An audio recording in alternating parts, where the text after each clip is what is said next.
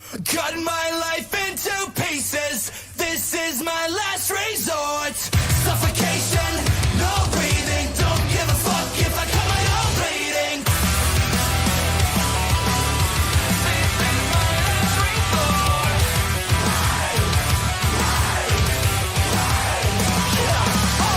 Cut my life into pieces. I've reached my last resort. Suffocation, no breathing. Don't give a fuck if I cut my arm bleeding. Do you even care if I die bleeding? Would it be wrong, would it be right?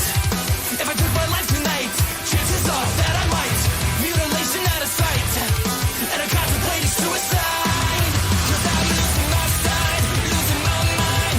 Wish somebody would tell me I'm fine. Losing my sight, losing my mind. Wish somebody would tell me I'm fine.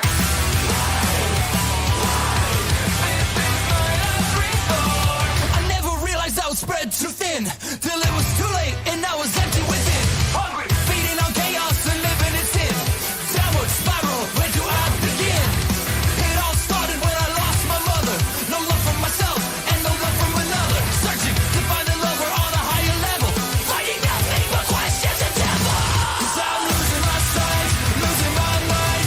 Wish somebody would tell me I'm fine. Losing my sight, losing my mind. Wish somebody would tell me I'm fine. Nothing's alright, nothing is fine. I'm running and I'm crying. I'm crying, I'm crying, I'm crying, I'm crying.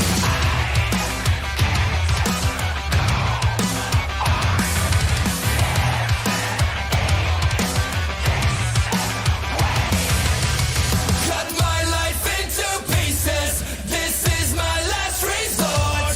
Suffocation, no breathing. Don't give a fuck if I cut my own bleeding. Cause I'm losing my sight, losing my mind. Wish somebody would tell me I'm fine. Losing my sight, losing my mind. Wish somebody would tell me I'm fine. Nothing's alright, nothing is fine. I'm running and I'm crying. I can't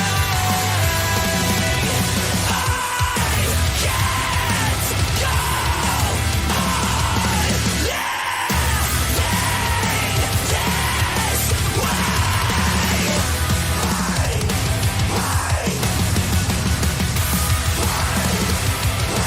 Can't go on living this way. Nothing's so.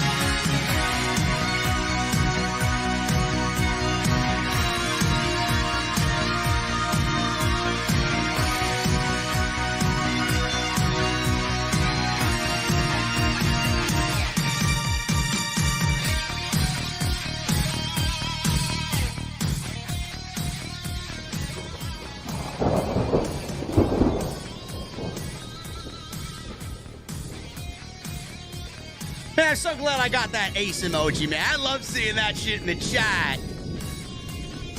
When I roll the window down, man. It's a little later than usual. Half an hour. You guys are okay with a half an hour, right?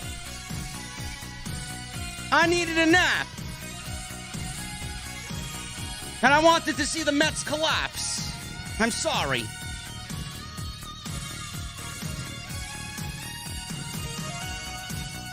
lot to talk about tonight, man. After the epic return of Bray Wyatt,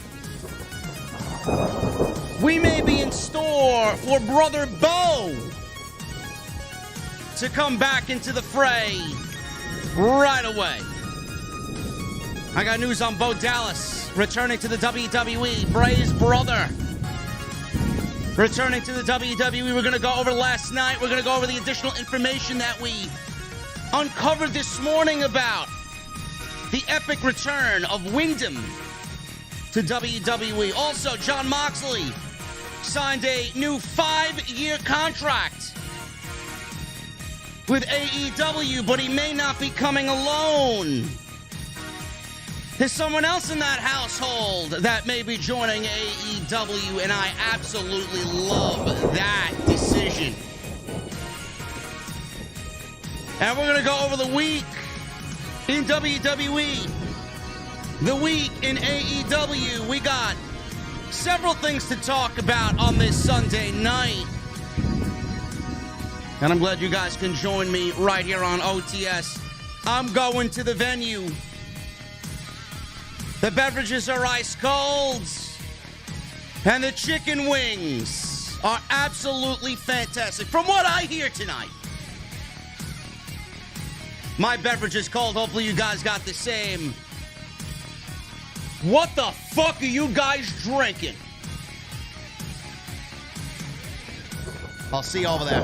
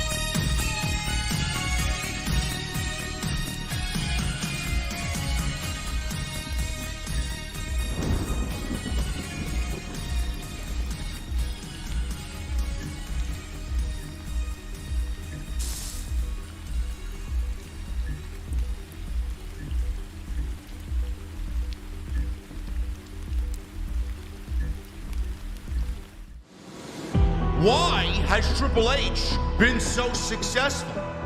Why is Triple H running WWE better than Vince McMahon and Bruce Pritchard on Monday and Friday night? Long-term booking.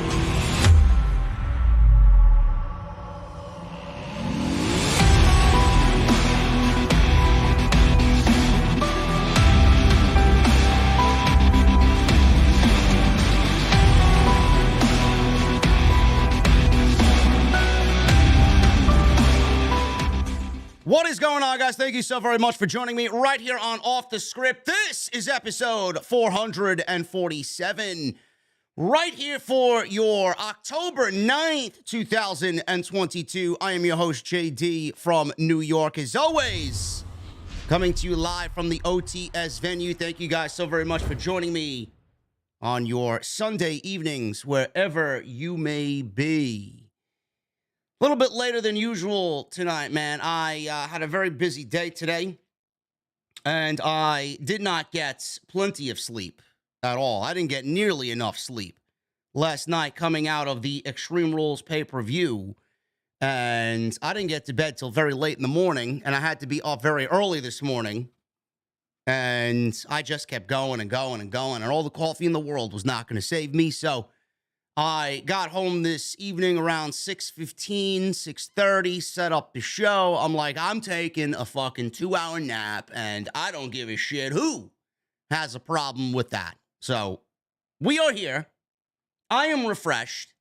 I had a cup of coffee before we actually did anything tonight. During the intro, while the music was playing, I downed a cup of coffee right here. There you go. If you don't believe me, it's right on my desk. So now I got my cold beverage. I got you guys. That's all I need. Let's turn up some music. And we're good to go. Thank you guys, man. I'm keeping an eye on the Mets. You know, one thing. If somebody tells me, if I put something on social media that isn't wrestling related, okay? If someone goes on social media and tells me, stick to wrestling, that's an immediate benching. I posted something about kind of feeling sorry for the Met fans out there because the Mets right now are losing 4-0 in the bottom of the 6th.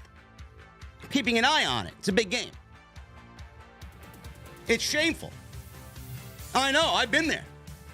The Braves may not even get past Philadelphia on Tuesday. We'll see. But if you tell me stick to wrestling, more than likely you're going to be benched, perma-benched. You're going to take a seat on that bench, and you ain't getting off. Keep it warm for the guy that's probably going to get benched and sit right next to you.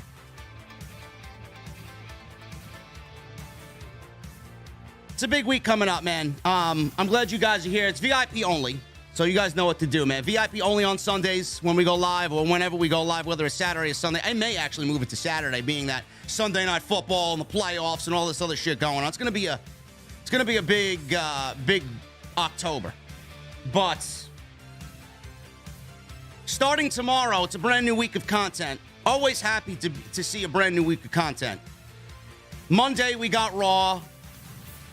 Tuesday, I don't think I'm doing NXT. After what we got on, I'm not even looking at NXT. Man, fuck NXT. I'll tune in, but I ain't covering it. I'll probably do extras on Tuesday for you guys. Or I may even stream in the nighttime. Destiny. I may stream Destiny on the second channel. I have no fucking idea what I'm doing yet, but Tuesday, we'll figure it out. Extra on Tuesday for sure. Wednesday, Jesse and I will be live for Dynamite. Thursday, probably an extra. Friday, SmackDown. Saturday afternoon, around 4 o'clock, I'm probably going to end up going live with episode 448. Because Saturday night at 9 p.m., I am flying out to Ireland. And I'm not going to be back until the next week. So you guys are going to get a full week of content. But you are not going to see me live on Monday next week and Tuesday for the preempted Dynamite from Cincinnati. So I'm going to be missing 2 live streams. Now, don't go cheating on me with somebody else. I'll be back. And the next time you see me live will be when I get back. We'll have a return live stream. Now, we'll do it up. We got the news. We'll go over the news. We'll do what we got to do. It's going to be a little bit of a different week, so I want to make sure you guys are understanding that from this point on, okay? Can I bring you back Nick Williams in the chat, my VIP Nick Williams? Can I bring you back some Irish beer? I don't know, bro. I don't know what I'm bringing back. But the reason why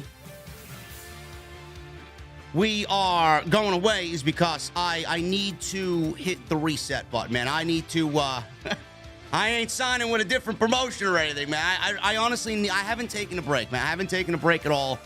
And the opportunity came up to go to Ireland. I've always wanted to go and visit, sit down in a old Irish pub and have me a fucking Guinness, okay? I'll even film it for you guys, man. I may be doing some vlogging over there. It depends on what my mood is. I'm not the biggest fucking hold a goddamn stick and film myself type of guy, but I just need a break. Couple of days you'll be without me. You'll survive, okay? You ain't gonna go watch Denise or Sap over me. Give me a fucking break, man. So we'll be back, and it will be just like it was. Just like it was. You guys know the deal. But tonight, you got me tonight. And I'll obviously update you guys on social media. You guys can keep up to date on everything, man. I'll keep you up to date through the week, even when I'm in Ireland on Twitter, man. whenever I get the chance. That's at JD from NY206. Twitter, Instagram, TikTok, and the Cameo. I appreciate you guys. Make sure you guys hit that subscribe button down below. Turn on the bell for notifications. Hit that thumbs up, man. I see 1,800 people in here on a Sunday night. I need 1,000 likes minimum. I don't know what we're doing here, man. Hit that thumbs up. Super chats are open. Get them on in. We'll hang out at the end of the show. Memberships, they're always open, man. I'm always accepting applications to become a VIP. Get them on in. The only way you guys can chat on Sunday night is through the channel memberships. Because we're VIP only. We're channel members only on Sunday night right here on YouTube. Last night, man, 5,200 people for the Extreme Rules post show. My Bray Wyatt excitement on Twitter went viral. 7,000 likes. Crazy. Crazy. That video on YouTube that WWE posted up did about 9 million views in about 7 hours, man. Bray's not over. Vince McMahon clearly was a clueless hack. He is as over as any time in his career, man. It's crazy.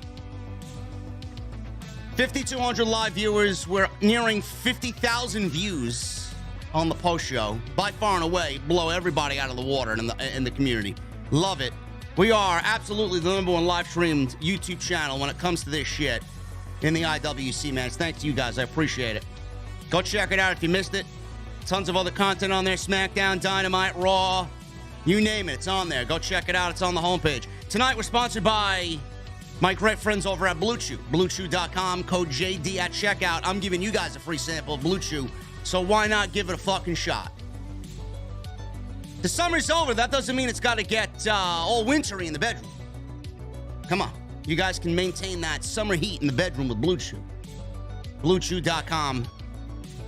That is code JD at checkouts for your free sample of their service. Yeah, man, that's all I got. That's all I got. Let's get into the news, man.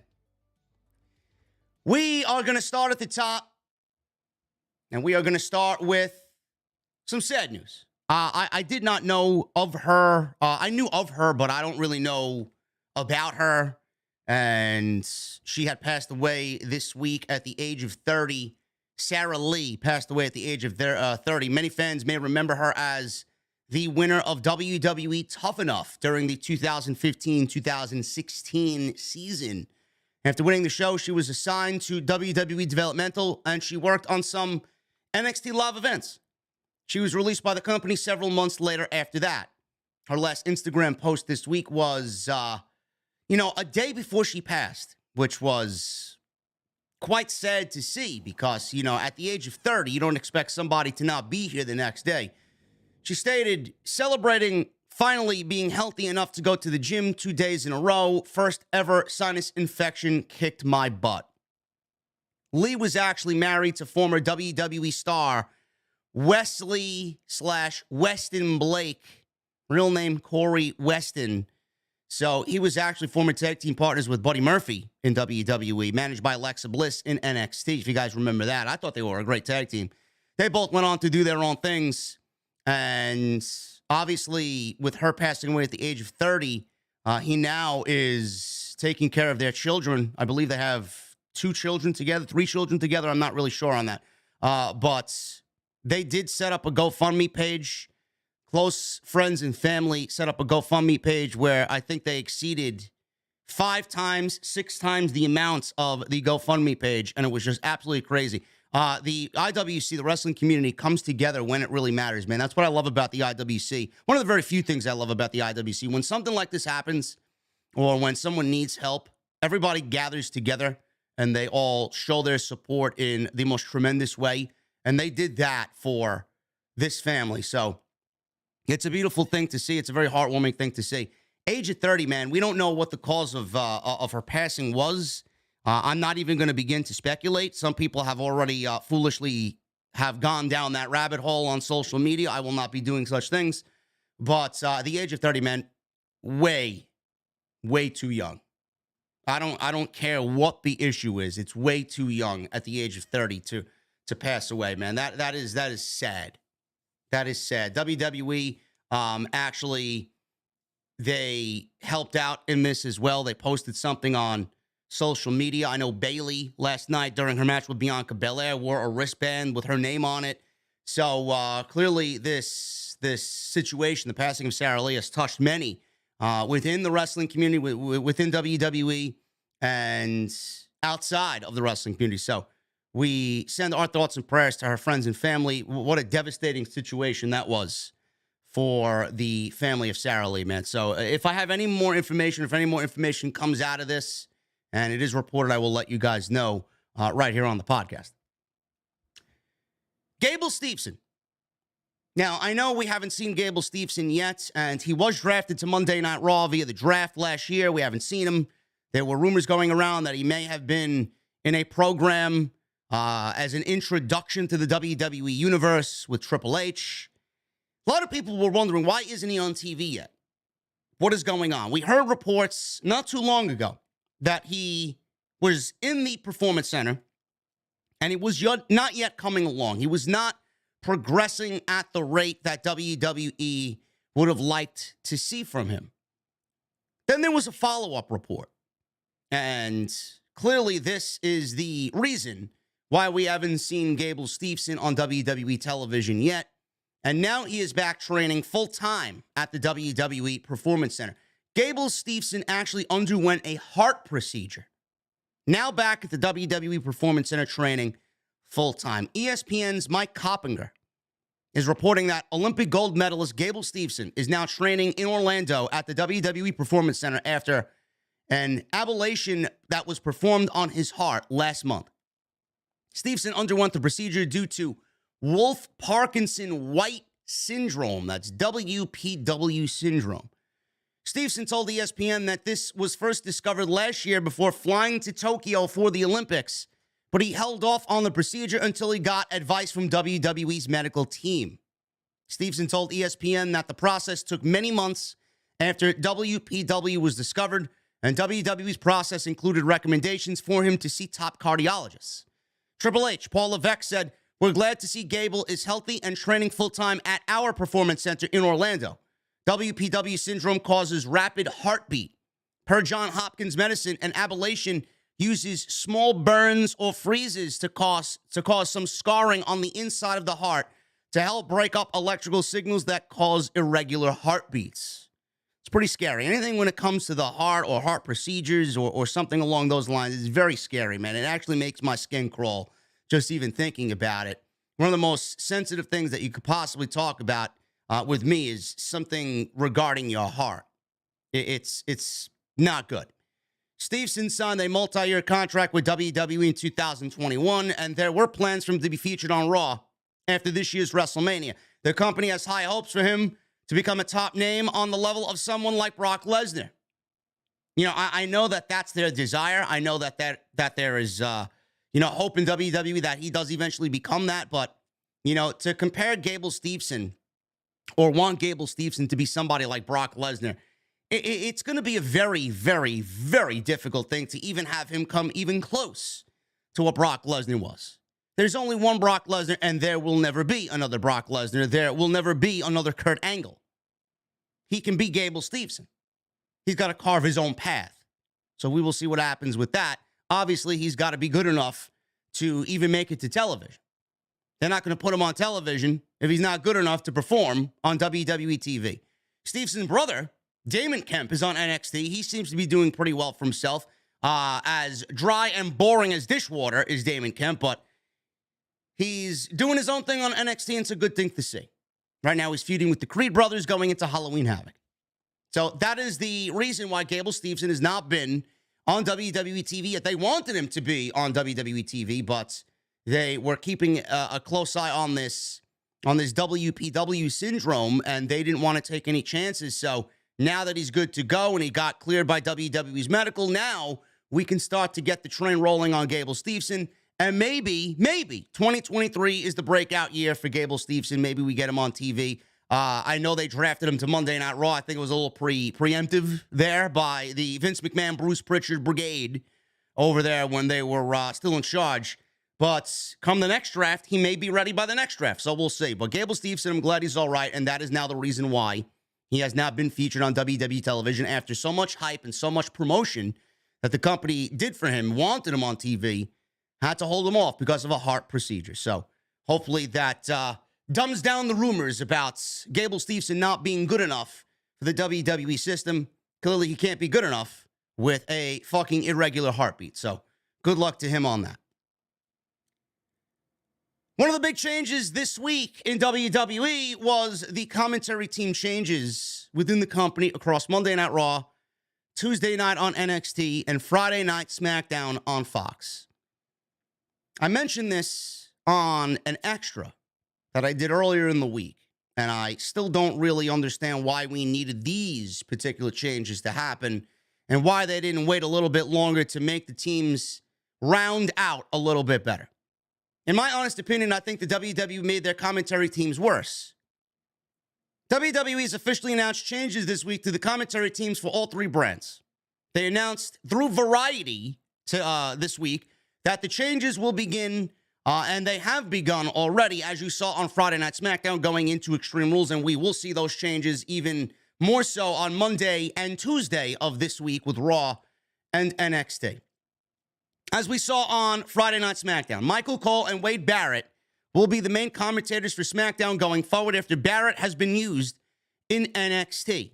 Rounding out the sound of SmackDown, Samantha Irving, who is excellent at what she does, will serve as the ring announcer with Kayla Braxton and Megan Morant as backstage interviewers. I never had a problem with any other aspect of WWE's production side or their sound side. I think Michael Cole has kind of been rejuvenated, not only with the addition of Pat McAfee when he was there, which I'll touch on in a second.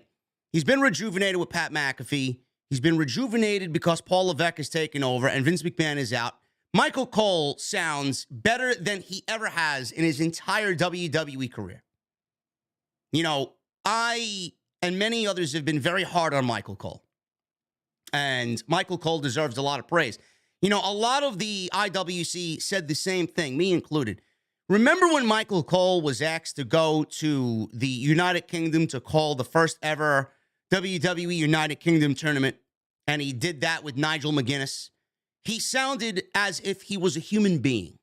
And that was how many years ago, right? He sounded fantastic. He sounded excited. He sounded like he wanted to be there. He sounded like he knew he was talking about. He sounded like he had an open forum to say and do whatever he wanted. Michael Cole now is 5, 6 years, 7 years older than when he was there calling that tournament.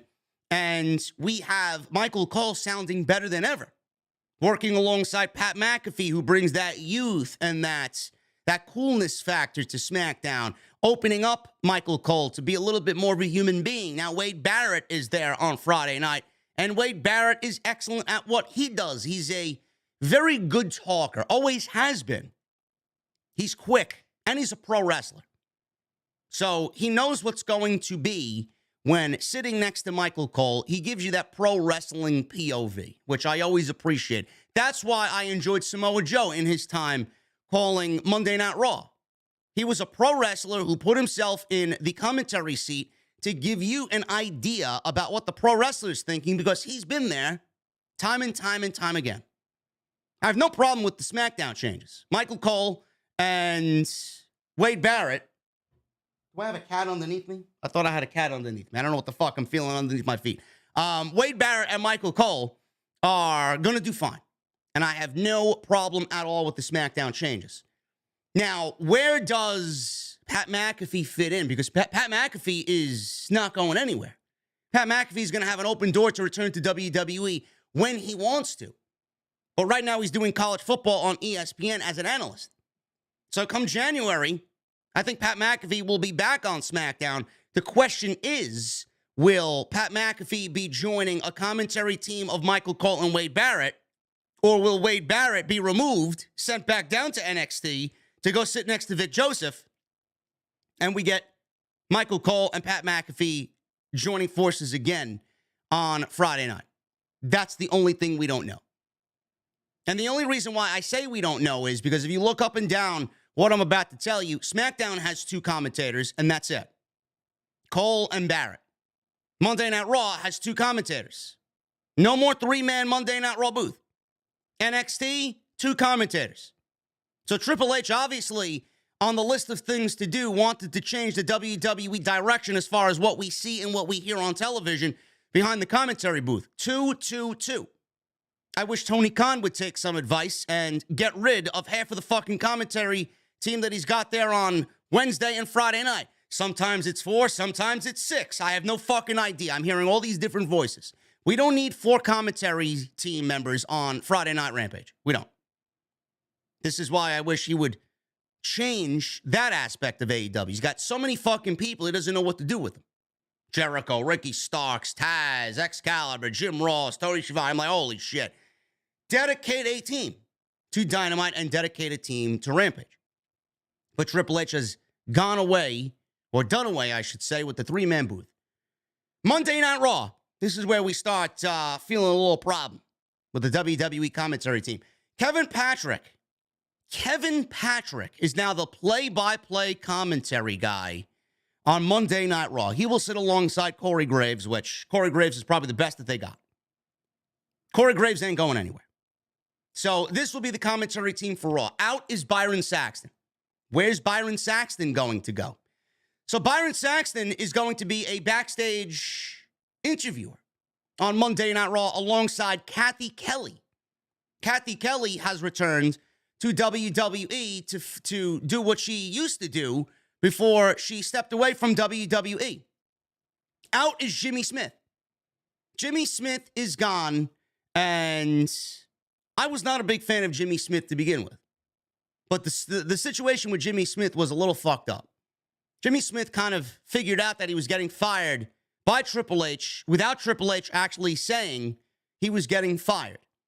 So we got Kevin Patrick and Corey Graves. Out is Jimmy Smith, and out is Byron Saxton. Byron Saxton and Kathy Kelly will be backstage interviewers on Monday Night Raw. Jimmy Smith actually pieced together he was getting fired as he talked about this on his Unlocking the Cage podcast.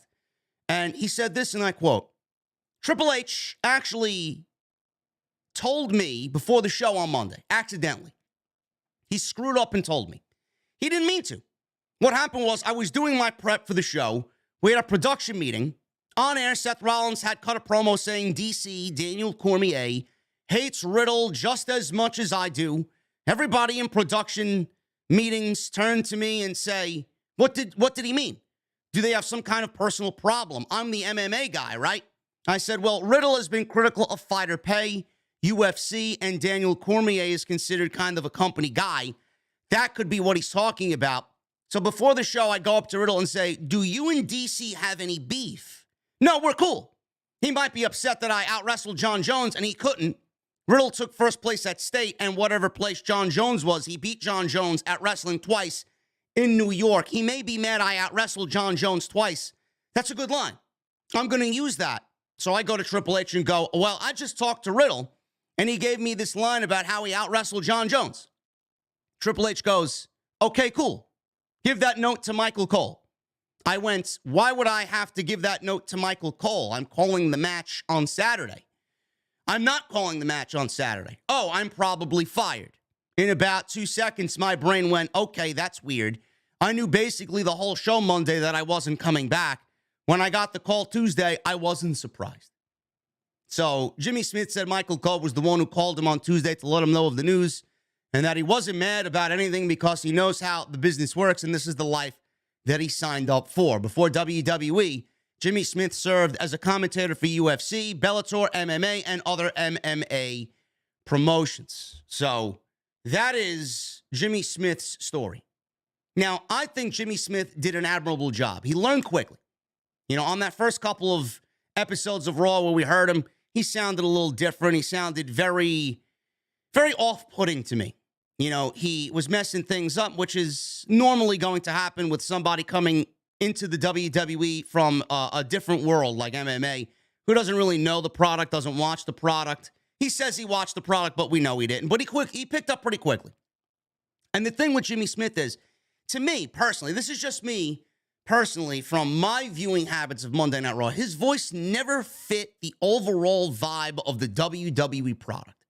I don't know what it was. I don't know if you guys felt the same way. He never fit the WWE product to me. He was fine, but he wasn't the voice I wanted to hear every week. He wasn't the voice I was excited to hear every single week. He wasn't a Morrow. He's not a Michael Cole. So Jimmy Smith is out. And now in comes Kevin Patrick. A lot of people were saying, oh, JD, give Kevin Patrick a shot. I've given Kevin Patrick a shot. This is not Kevin Patrick's first go-around with play-by-play commentary. He's done play-by-play for WWE Main Event on Hulu. I don't want to hear Kevin Patrick every fucking week. This is going to be another one of those situations where you take somebody who's good at what he does now and you put him in a new role that he's never going to be fully accepted in. And he's going to feel the same way to me like Jimmy Smith felt, like Adnan Virk felt. We're going to need a bigger boat, Adnan Virk. He's not going to be a voice that I want to listen to every single week. They should have gone outside and get somebody with knowledge of the product that's been doing play-by-play for many years instead of finding somebody within that just isn't going to fit the role. We'll see. I'm going to give him a shot on Monday. I'll let you know on Monday night, tomorrow night, when we talk about it on the post show. I'm going to give him a week, 2 weeks, 3 weeks, 4 weeks. I'm going to give him the same amount of time that I gave Jimmy Smith, and I'm going to reassess the situation and say, I don't like him. I don't like him. Now we're stuck with him. So that's Monday Night Raw, okay? Then on Tuesday, we got NXT. Vic Joseph and Booker T will be the commentary team on NXT. How the fuck can you make NXT worse than what it was? Somehow, they made NXT worse on Tuesday night. Booker T is not a good play-by-play color commentary guy. He's not. I got to listen to Booker T speak the way... Did you hear him on the pre-show yesterday during Extreme Rules kickoff show? The guy is basically inaudible. I can't listen to him for 2 hours. I can barely watch that fucking show for 2 hours. Now I got to listen to Booker T and watch that show for 2 hours. My God. Shucky ducky quack quack. I got to listen to on Tuesday night. Not going to be a good look. I can't imagine Booker T staying there long term. This is why I threw out the possibility of Pat McAfee coming back to Friday night and then moving Wade Barrett back to Tuesday night. I'm not even a big fan of Vic Joseph. I think Vic Joseph is very mid. Vic Joseph, to me, also, his voice does not fit the NXT product. He doesn't. He had big shoes to fill anyway, Vic Joseph. He was taking over for Mauro Ranallo and whoever else was the commentary team there, taking over for Nigel McGinnis. I mean, you were never going to replace that commentary team. They were the best in all of pro wrestling at the time they were a team. Triple H had NXT, and that was basically the heart and soul of NXT Black and Gold. Morrow and Nigel McGinnis. Now we got Vic Joseph. Vic Joseph. It's his commentary style. He's just blurting out fucking on commentary as if he's fucking orgasming on commentary. Nobody wants to listen to that. He's ridiculous. Alicia Tyler, excellent on what she does. She's going to continue being the ring announcer. Mackenzie Mitchell will continue to be a backstage interview. She's excellent at what she does. She's actually married, just got married to Vic Joseph. So they are good as far as ring announcer and backstage interview. Booker T and Vic Joseph, no thank you. Please, next. Colin Graves will be the commentary team for the premium live events. Changing up the commentary teams has been one of Triple H's big things that he wanted to do and wanted to change since taking over creative in July. And I said this on, I believe it was Wednesday when I covered it. If you can't find somebody better than Michael Cole, why are we going to somebody that's not Michael Cole? I know Michael Cole wants to wind down his career, but he's already doing SmackDown. He's already traveling with the WWE. He's never missed a day outside of a day or two in all of his fucking 20-plus years. Why not do Michael Cole on Monday, Friday, and the premium live events? Who gives a shit? Seriously. Now we got Kevin Patrick. I want to see how this all plays out. Nigel McGinnis. Another thing people were asking is, why is WWE going with what they're going with on commentary, where is Nigel Mcginnis? Nigel Mcginnis was released by the WWE. Now, I call bullshit on this. There's no fucking way I'm looking at Nigel Mcginnis and looking at him not get a WWE gig on the main roster. If Triple H had him on the main roster, I would think he would go right on NXT, sitting next to Vic Joseph, giving us at least something to listen to that's okay on Tuesday night, or sitting next to Michael Cole and leaving Wade Barrett on Tuesday night with Vic Joseph, being that was the commentary team, keeping that team assembled together. Nigel Mcginnis and Michael Cole on Friday night would have been excellent. Nigel Mcginnis was excellent at what he did. There's no way that you are going to convince me that Nigel Mcginnis was just let go by WWE. Triple H worked with this man for how many years and was a part of the best commentary team in the WWE since the days of Jerry Lawler and Jim Ross. There's no way. WWE released Nigel Mcginnis. This is from Fightful and PW Insider. Mcginnis was released by the company this week, and he has not yet publicly commented on his departure. Now, I think that Nigel requested his release, and Nigel was granted his release from WWE. That's what I think happened. I don't know why he requested his release. Maybe they didn't want to give him what he wanted, and he said, I want out. Or maybe he sees the likes of Saraya come back. He sees the like of Bryan Danielson come back. He sees the likes of Edge come back. And he says, well, I'm still at that age in my career where I want to go out on my own terms, possibly still be able to do this. What if I go out there and have one more go at it and end my career the way that I want, and then go back to being a color commentary guy wherever I may land? I end up thinking, with Nigel requesting his release, that he probably will go into a situation where AEW picks him up, AEW brings him in, and right now Chris Jericho's in the midst of this Ring of Honor, the Ocho tour. He's the Ocho, is Chris Jericho. He's holding the Ring of Honor world title. He's wrestling Bryan Danielson on Wednesday. Bryan Danielson is not winning that championship on Wednesday. And he's desecrating the honor and the legacy of the Ring of Honor title. And he even said that he wants to wrestle all the ex-Ring of Honor talent that have held this championship, whether that is Samoa Joe, CM Punk, Bandito. He wrestled in a great match. We're wrestling Danielson on Wednesday. Maybe we get one of those guys end up being Nigel Mcginnis, a former Ring of Honor champion himself. Imagine Nigel Mcginnis coming out and that headlining a Ring of Honor pay-per-view. Nigel Mcginnis coming out of retirement to wrestle Chris Jericho for the Ring of Honor Championship, setting up a program there. That could be something that catches a lot of people by surprise and really grabs people's interest. Now, I think that we're heading towards that. I'm just making a prediction. I do think that we're heading towards that. And then after that, he could settle into a play-by-play / commentary role if he wants to. He may be one of the new voices for Ring of Honor if Tony Khan ever gets a fucking TV deal for Ring of Honor and gets them weekly TV. He could be on the commentary team. I even said, and this is a very feasible task if Tony Khan wants to go out there and throw a fucking blank checkbook at Mauro Ranallo. You want everything else that NXT had, right? Why don't you bring in the best fucking piece that NXT had, which was the commentary team, Mauro Ranallo and Nigel Mcginnis? I would love to see Tony Khan go out and bring in Nigel, bring in Mauro, and have them do the AEW pay-per-views. I would love to see that. Those two guys, Mauro and Nigel, would enhance the product by leaps and bounds over what it is. 4 times a year, that's not asking a lot at all. I would love to see that. I do think Nigel Mcginnis is going to end up with AEW / Ring of Honor, and I do think that he did request his release, and he's going to try and make a small comeback in pro wrestling. And right now, with the Ring of Honor title in the storyline that it's in, Nigel Mcginnis fits perfectly into that. But somehow, WWE has made a shit decision for the commentary team and somehow made 2 of these 3 shows on weekly television worse than what they were. Moving on. Bray Wyatt. We got backstage news on Bray Wyatt's epic return to WWE last night at the Extreme Rules pay-per-view in Philadelphia.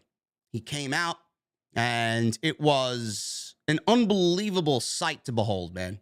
It really was. The Fight Pit match ended, which was a slap in the face to those guys because nobody's talking about the Fight Pit match. Everybody's talking about Bray Wyatt on Extreme Rules. Over everything that happened on Extreme Rules, everybody is talking about Bray Wyatt and possibly what he does on Monday Night Raw tomorrow night. Fight Pit ends with Rollins and Riddle. Riddle gets the victory there. Daniel Cormier and Riddle are walking up the aisleway. Lights go out all of a sudden. We see the trademark logo pop up on the screen. Very NXT TakeOver-esque. Very Tommaso Ciampa, Johnny Gargano-esque. This is signature Paul Levesque. Everybody's like, oh my God, where is he? Where is he? You can't go off the air now. Listen, this is Triple H. He's going to do what he's got to do to fucking, dangle that fucking fruit right in front of you, man. Lights go out. All of a sudden, we see this creepy voice singing. He's got the whole world in his hands over and over and over again, and we shine a spotlight on different areas of the arena. We see Huskus the Pig. We see Mercy the Buzzard. We see Rambling Rabbit. We see Abby the Witch. We see The Fiend sitting front row. All 5 of these characters in human form. Then all of a sudden, we get taken into the funhouse, and all of the puppets are dead. Cobwebs everywhere, no lights.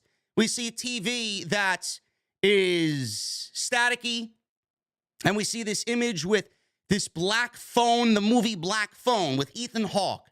We see this black phone-looking mask on the TV with this creepy voice, inaudible. He's speaking words that I cannot understand on the TV. Then we go live into the arena. And we see a door. And with this door, you see light emanating from the cracks in the door.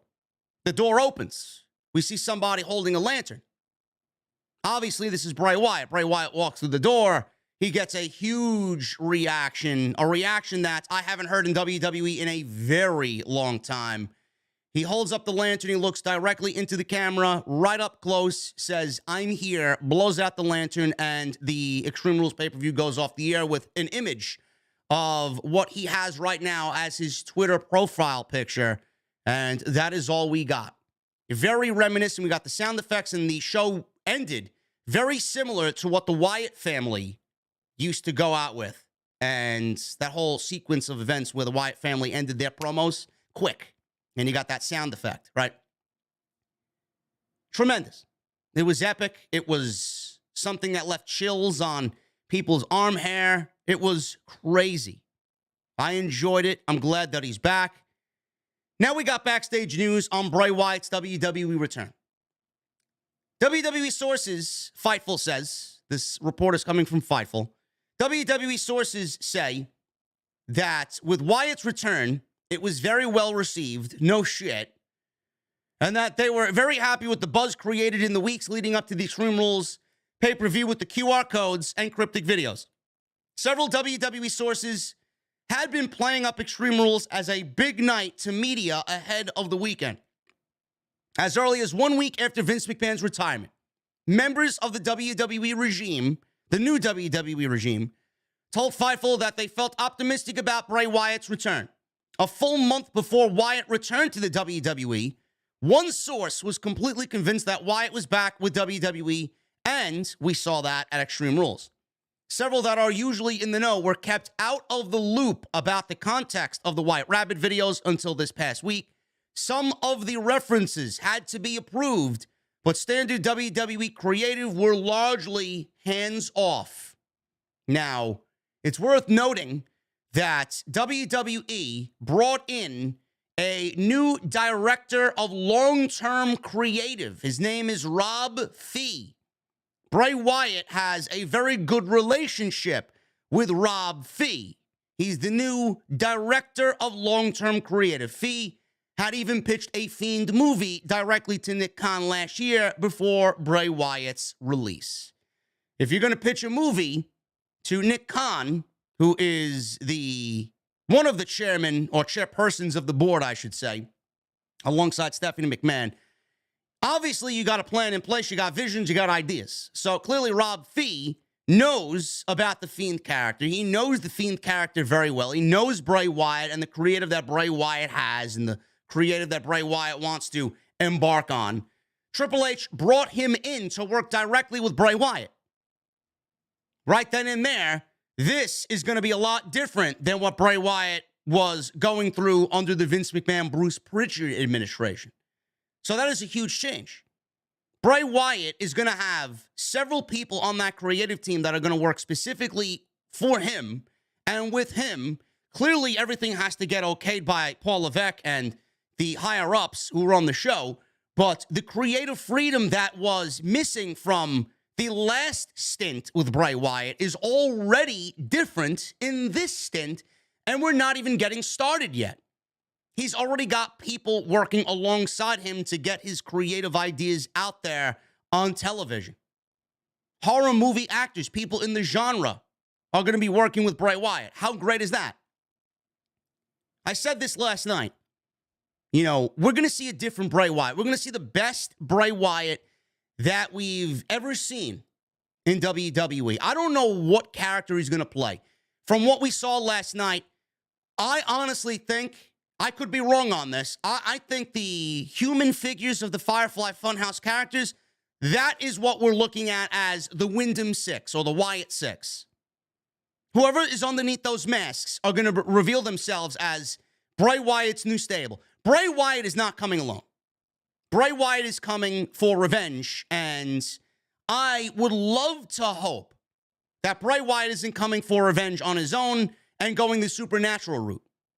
I think Bray Wyatt's coming with revenge, and he's going to bring people back that either A, need his help, B, that have had a problem with WWE in the past and are very similar to him, which I'll touch on in a second.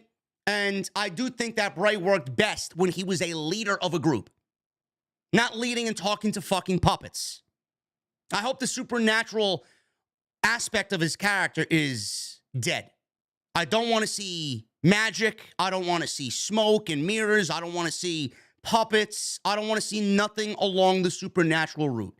Bray worked best when Bray spoke, Bray applied in the ring, and Bray had somebody like an Eric Rowan and a Brody Lee and a fucking Braun Strowman working alongside him. That's when Bray was best. My favorite Bray was fucking evil swamp man Bray Wyatt. Bayou Bray Wyatt, right? Waylon Mercy Bray Wyatt. That was my favorite Bray. I think from what we got last night, we're going to embark on a little bit of that and maybe go in a new direction. And I do think that who we saw last night with the Firefly Funhouse characters coming to life, that is going to be his new group. Whoever that may be, I have no fucking idea. But I do question, where is Tommaso Ciampa? What is Dexter Lumis doing with The Miz? You got Joe Gacy out here fucking teasing on social media that he's a part of this new Wyndham campaign, this Wyatt campaign. Is Joe Gacy involved? I have no idea. No clue. Will we see Braun Strowman get involved? Some people were saying other NXT talent were involved with this Bray Wyatt character as well. I don't think that's the case at all. Where's Baron Corbin? Baron Corbin could be a part of the Wyatt Six. We don't know where Baron Corbin is. Last time we saw Baron Corbin, he got picked up by what I believe was JBL. Took him out of the arena. Never seen him again. Where is he? I have no idea. But as far as Bray, I do think that he's coming with others. One of those people could be Bo Dallas. Bo Dallas is on his way back to WWE. Bo, reportedly, you guys, I don't know if you feed into the rumors or whatnot, but there was a rumor back when Bray lost to Randy Orton. And there were reports around that time that Bray was out of shape, right? And that WWE wanted to get the conclusion of that Randy Orton storyline out of WrestleMania. And there were reports going around that Bray was out of shape, said Vince McMahon, and they were upset about the way he looked. Some reports said that Bo Dallas played the Fiend. And some people even said that he was backstage wearing the Fiend costume and the Fiend mask. Now, I don't know how true that is, But some people are thinking that Bo Dallas last night at Extreme Rules was under the Fiend mask, sitting front row. Bo Dallas is scheduled to return to WWE per Brian Alvarez of the Wrestling Observer newsletter. Now, from multiple sources, Alvarez tweeted, Bo Dallas should be back very soon. As many of you saw last night, the Firefly Funhouse characters brought to life as Bray Wyatt made his return. The identities were never revealed, but many fans are speculating that one of the characters, possibly the person who wore the Fiend mask, is Bo Dallas. We'll see if that turns out to be the case or if WWE has other plans for him that are unrelated to his brother. This past April, Mike Rotunda talked about his sons Bray and Bo's future in pro wrestling and said that he thought that Bo, Taylor Rotunda, never got a shot to be elevated in WWE. Vince, I don't think, gave my younger son Taylor a chance because Taylor is a hard worker. He really is. You can't teach that timing and stuff and win them at a great, great gimmick. He got over because he could talk, and it was a unique situation, so I'm proud of them both. I cringe every time I hear people say Bray can't wrestle. Bray is just a gimmick. I want you guys to understand this, and I'm not a Bray Wyatt shill. I'm not a Bray Wyatt fucking super fan. I don't decode this bullshit with the QR codes. I don't do anything like that. Am I a fan of his creativity? Absolutely. I admire somebody who is that creative, who thinks outside the box, who continues to want to get better every single time. It is a testament to how creative that man is. Just think about this for a second. It is a testament to that man who has come into WWE, Husky Harris, right? Written off and just dead and buried. That was going nowhere. All of a sudden, we see Waylon Mercy-inspired Bray Wyatt, Swamp Man Bray Wyatt. I fell in love with the gimmick because I was a huge fan of Waylon Mercy. So when I saw those aspects of the character that Bray Wyatt was portraying, I fell in love with it. The way he spoke, the Wyatt family, I thought everything about it was fucking brilliant. You give that man some leeway as far as creative, and he made that into his own. He was great at that. And I think that is a lot of people's favorite versions of Bray Wyatt. It's mine, no doubt about it. That was killed. They never took it serious. They tried. Bray was getting over on his own. Bray was given a WWE championship. Just think about that. Bray was given a WWE championship, and they fucked it up. Him and Randy Orton had one of the worst WrestleMania matches of all time. It was awful. I think the only thing people remember from that match was the fucking sperm that showed up on the aisleway during that WrestleMania while Orton made his ring entrance. That was the only, and the worms that were in the fucking ring with the CGI lighting. That was the only thing people remember. That match was horrendous. That match should have ended up being Wyatt and Luke Harper, not Wyatt and Randy Orton. Luke Harper should have walked out of that WrestleMania as the WWE champion. That was where the story was going. And Vince didn't give a shit about a proper payoff. Dead. The whole storyline wasted. The character dead. Bray Wyatt then goes away, comes back as The Fiend. He has this tremendous debut. People going fucking batshit crazy over The Fiend. He destroys Finn Balor at his debut match at SummerSlam. And they kill the fucking character within months by putting him in a fucking Hell in a Cell match with Seth Rollins coming out of SummerSlam. That October, it took them legitimately a month and a half to kill The Fiend. How are you going to put him in that match and then not give him the WWE Championship after all that we saw, the supernatural elements? How do you beat him? He comes back as this fucking uber powerful, ultra powerful gimmick that can't be fucking beaten, puts the mask on, he's impervious to pain, right? You can't kill the motherfucker. Nobody knows where his power is coming from, if it's from the mask, the puppets, the red lighting. They put him in a Hell in a Cell and they give us a no fucking contest. Dead. Dead. Right from the word go. Why? Because everything Bray wanted to do was wasted by Vince McMahon. Vince gets a hold of it. He sees how popular it is already. Money, money, money, money. I got to put my greedy hands all over it. It's exactly what they did. Then they gave him the title in Saudi Arabia the next month in November. What good did it do? You fucked him up. Now you're going to give him a token title victory because everybody bitched and moaned about it online and called you out on your bullshit? Seth Rollins should have never been put in that situation, and Bray Wyatt should have never been put in that situation. There's a time and a place to give that man the WWE title. Sometimes, you know, I think to myself, does he really need a fucking championship? Just have him go out there and write and tell stories. That's it. I think people would be satisfied with that. It's very difficult to give that type of character a fucking title because, you know, like Seth Rollins said, and I agree with every word he said, you pigeonhole yourself creatively when you put somebody like that in a top position. I mean, you're booking yourself into a fucking corner with a character like that. And he, unfortunately, had to be a part of that downfall. And that's not fair. Then they gave him the title. He lost to Bill Goldberg, and forget about it. I mean, the character was fucking dead. At that point, you knew Vince McMahon was not going to do it justice, and Bray is still somewhere. The Fiend is still somewhere out in the desert of Saudi Arabia. Ridiculous. Absolutely insane. The point I'm trying to make is you take this guy after all that he's been through, all that's been done to him, to come back constantly and be as creative and reinvent himself. We say the same thing about Chris Jericho. Comes back and reinvents himself. That is a testament to that man's fucking passion for this business, the love of what he does, the love of just where his mind is and wants to express himself. That is very admirable from a human being. To constantly come back and recreate yourself, and again this time, and be more over in this industry than he ever has been after being a year and a half away. After everything that's been done with him, the fans never left. The fans never wavered. The fans never said, fuck this guy. I don't give a shit. He's coming back. It seemingly looks like his lore just grew in popularity. People were waiting for this since the day he got released. And there's no fucking way, if you're a fan of Bray Wyatt, that you're not super excited about what you saw at Extreme Rules.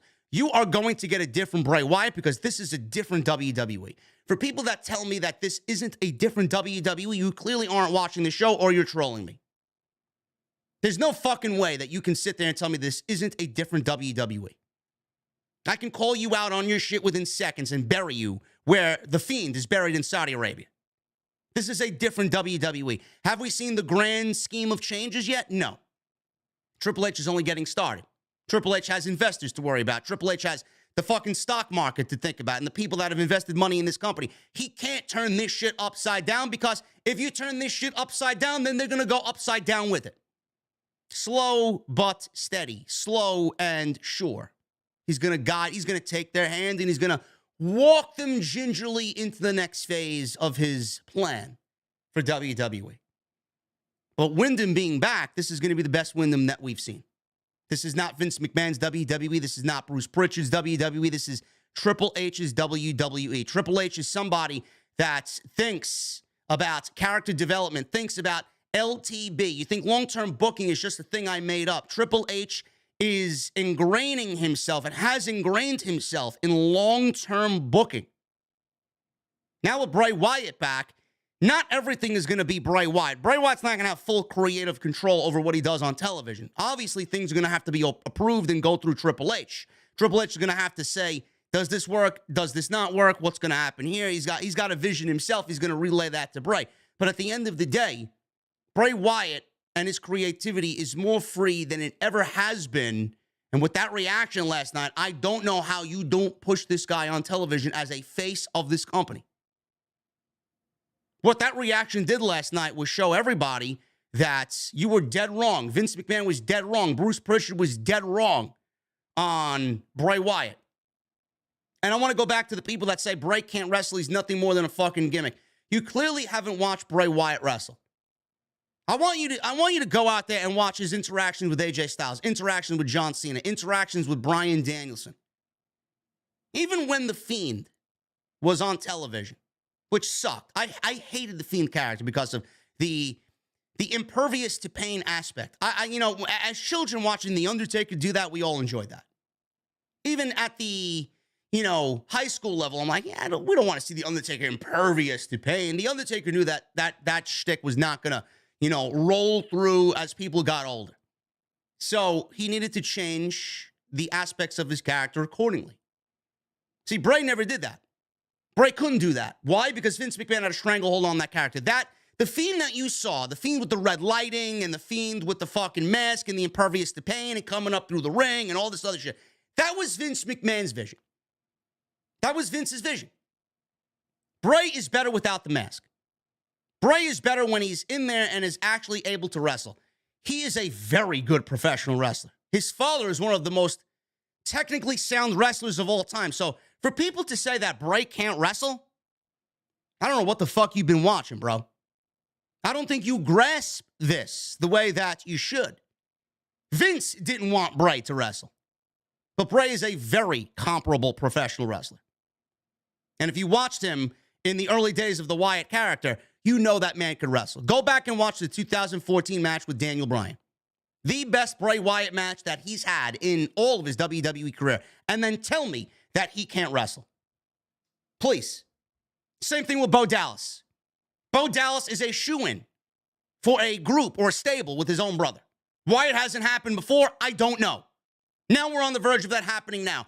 Some people I saw online today say, oh, Bo should come back as Bo Leave. No.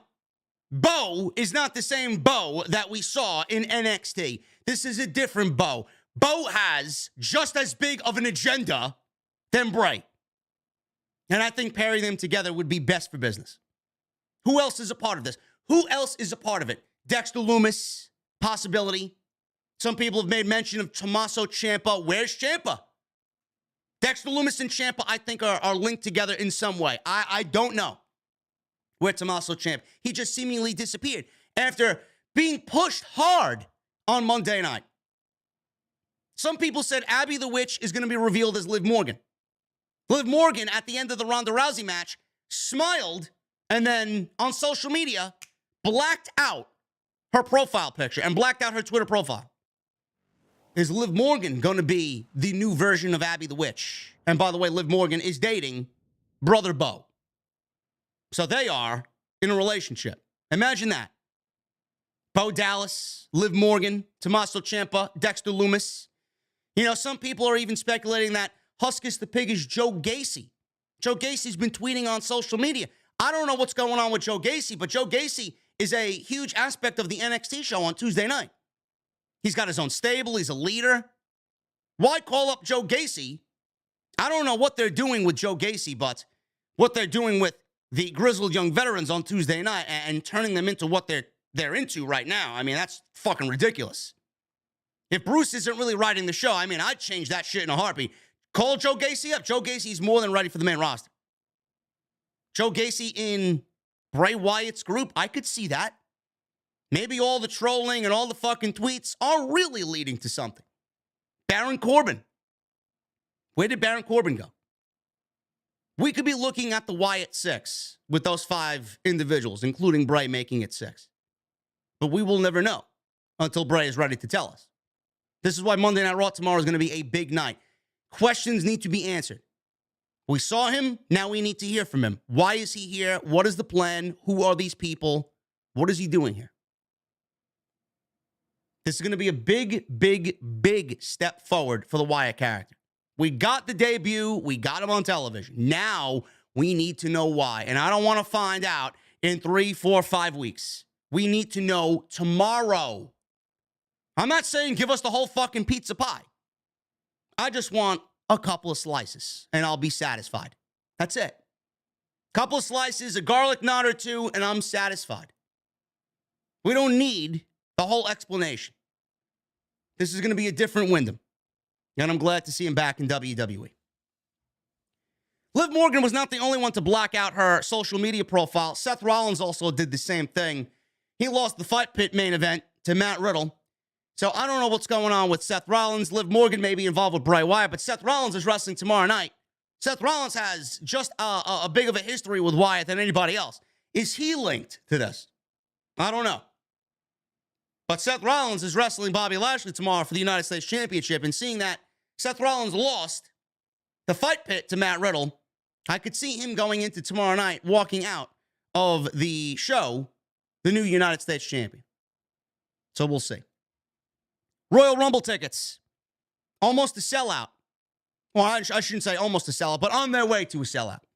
WWE sources have confirmed that 25,000 tickets have been sold for the Royal Rumble at the Alamo Dome in San Antonio, Texas. And the Mets are losing 6-0. Goodbye. It's over. Bottom of the 8th. It is all over. Sorry, Met fans. You know, you tried, and I'm sorry that your team disappointed you. I may be disappointed this year. More than likely, I will. I don't think the Braves are going to repeat, but, I mean, the fact that the Mets are not in the playoffs after winning 100 games, I don't know, man. San Diego, that's the type of team that could get hot in the playoffs. WWE sources have confirmed that 25,000 tickets have been sold, a new record for the event as far as paid tickets and gross revenue for a first on-sale weekend for the show. Thus far, the entire venue has not been opened up, but additional sources that Fightful followed up with said that more areas could eventually become available. So the annual Royal Rumble pay-per-view, the last time they've been in San Antonio, Texas at the Alamo Dome, that was 2017. That is the biggest gate for the show. The current gross revenue ticket sale record for the Royal Rumble was that show, which right now is being tracked to be beaten by the 2023 edition. The Paul Levesque effect is what I say. WWE is riding a hot streak as far as TV interest and ticket sales, and it's not by coincidence. It's not by coincidence after Vince McMahon retired that all of this is happening. You should have expected this. People were disenfranchised with the old administration. Change desperately needed to happen. People were fucking absolutely numb to it. They didn't even want to talk about it because nobody expected it to ever happen. Now that it happened, people are excited. And Paul Levesque is reaping the benefits. I'm not saying he's the sole reason for it, but the fact that that man is in charge is only a good thing. Can't wait for the Royal Rumble and Paul Levesque's WrestleMania season. Cody Rhodes, speaking of WrestleMania season, there is no plans. Is this true? No plans for Cody Rhodes to win the World Heavyweight Championship. Cody Rhodes is sidelined. He should be back. Honestly, the way I see things, Cody could be back by War Games. I don't think Cody will be back by War Games. I think the best course of action is to keep Cody Rhodes out until the Royal Rumble and have him just buzzer go off, and out comes Cody Rhodes. Cody Rhodes is sidelined with a torn pec, and he was obviously poised for bigger things, a possibility to win the World Championship. Creatively, maybe people jumped the gun.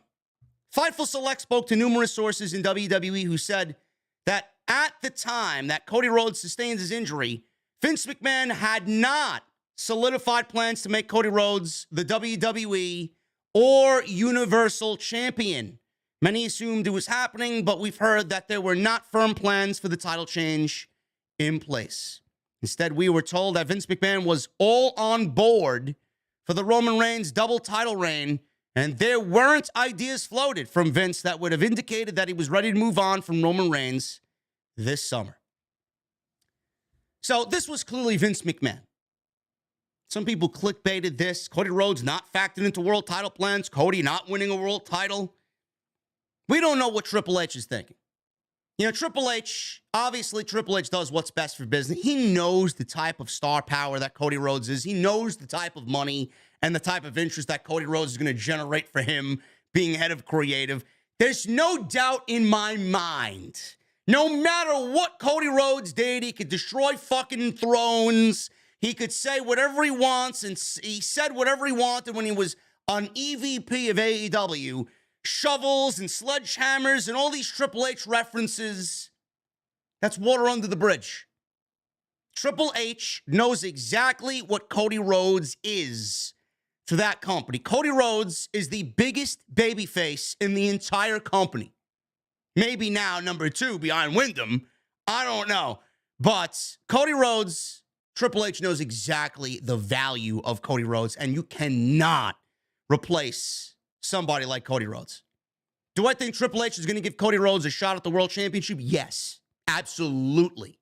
Do I think Cody Rhodes is going to win the World Championship under Triple H? Absolutely, he will. It would be a fucking creative malpractice if he did not.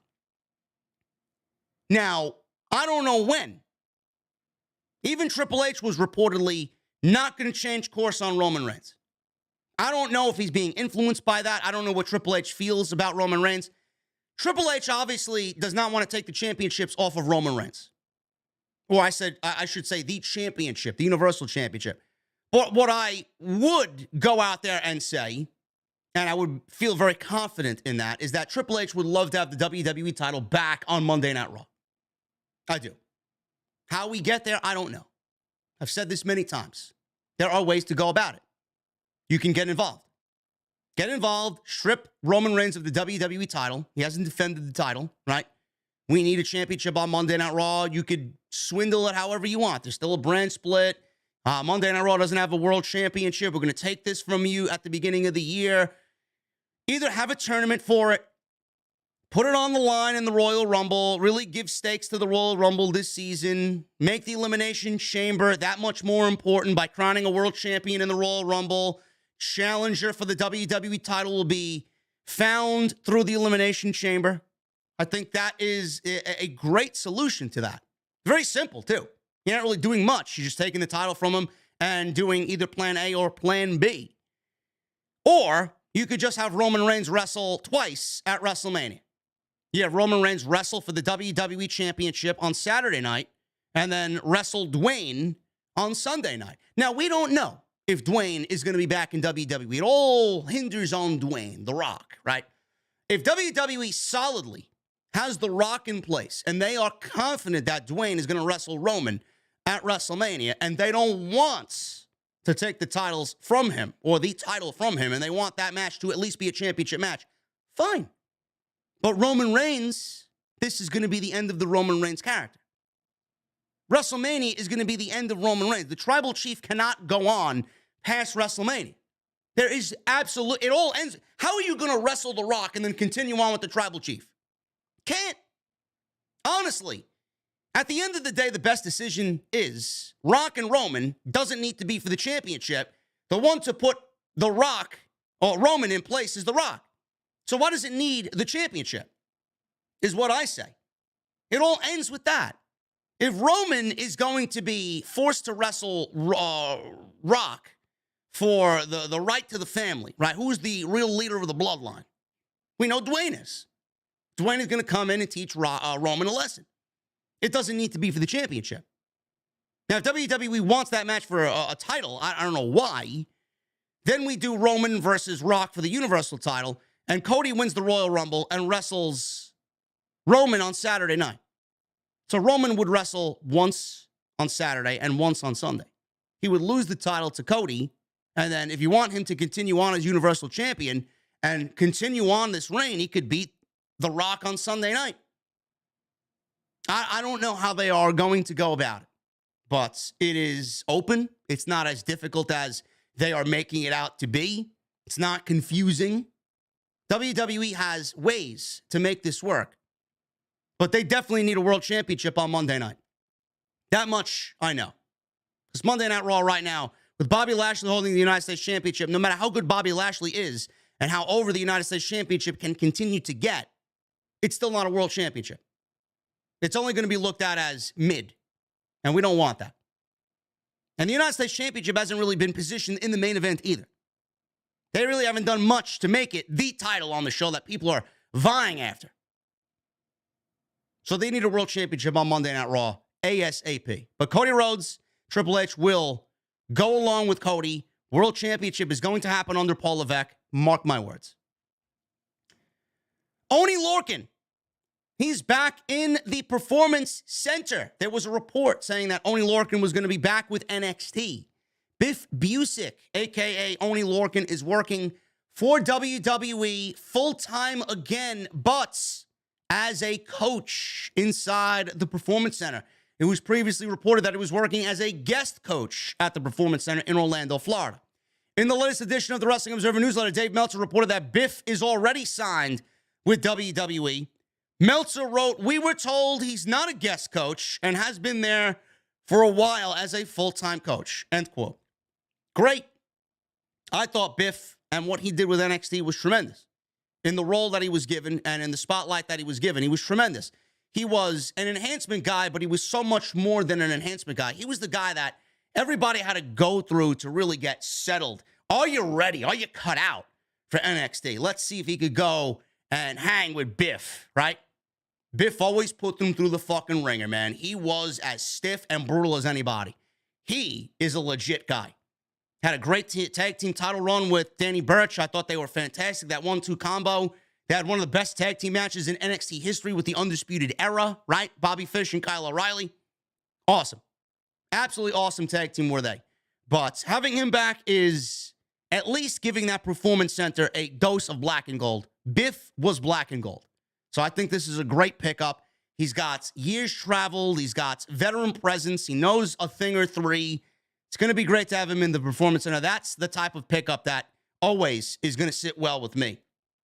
He was released, and he returned to the independent wrestling scene in 2021. He worked for PWG, GCW, Beyond Wrestling. He worked low-key at House of Glory, which was a great fucking match. And he's back. So that's a great pickup for Triple H at the Performance Center. Biff Busick back with WWE. Biff is not the only talent expected back. More WWE talent is expected to debut soon. So fresh faces are on their way to WWE as WWE continues to tweak this NXT version that we're getting on Tuesday night as they move away from the bright colors and the fucking Fruity Pebbles look of 2.0. They dropped the 2.0 from NXT. They move forward now with the black and white logo. Or the, what is it? It's white and gold logo with a hint of black, right? They also changed the way the show looked slightly. Different LED displays. And with NXT UK coming on into North America and NXT absorbing the NXT UK talent because that brand has went on a hiatus. We're going to get NXT Europe sometime next year.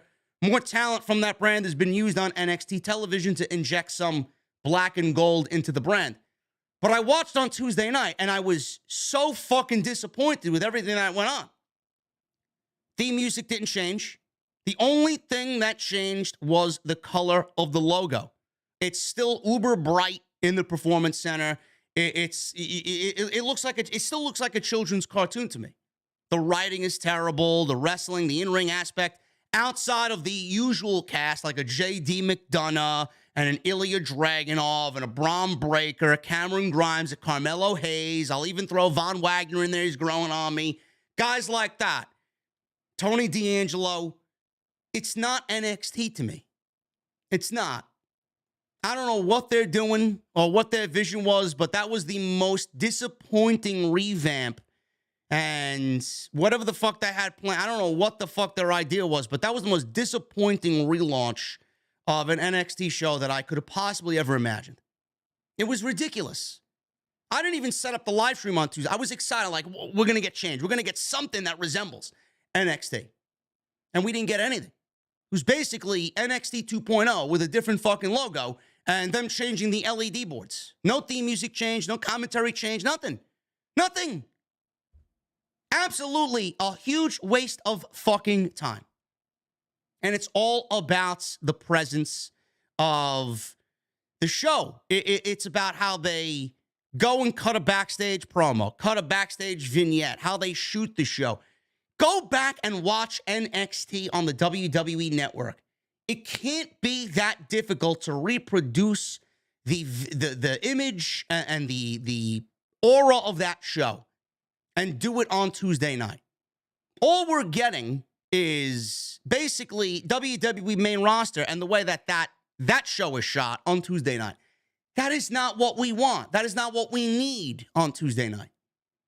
And Shawn Michaels is out there saying, I run NXT. I'm producing NXT. I'm the guy. Blame me if it sucks. That show on Tuesday night felt and looked like a Bruce Pritchard production. I don't want to put my conspiracy theory cap on, but I listen, if you tell me Shawn Michaels is running the show, you may say or feel Shawn Michaels is running the show. I don't think that Shawn Michaels is running the show. I think Bruce Pritchard is still fucking in charge because he's got nothing else better to do. His voice is clearly not being heard on the main roster. So Triple H banished him to Tuesday night. Go fuck up what you already fucked up, and then when I don't need you, I'm not going to need you anymore. Shawn Michaels is there, right? Shawn Michaels is in Gorilla, but he ain't writing the fucking show. I don't know who's writing the show. We got old NXT fucking creative writers back. Triple H brought back Gabe Sapolsky, right? Where the fuck are the old NXT crew that Triple H has brought back? Are they even in that role? Is he using them for the main roster? I have no fucking idea. Eventually, Tuesday night's going to need your help. Because right now, it ain't working.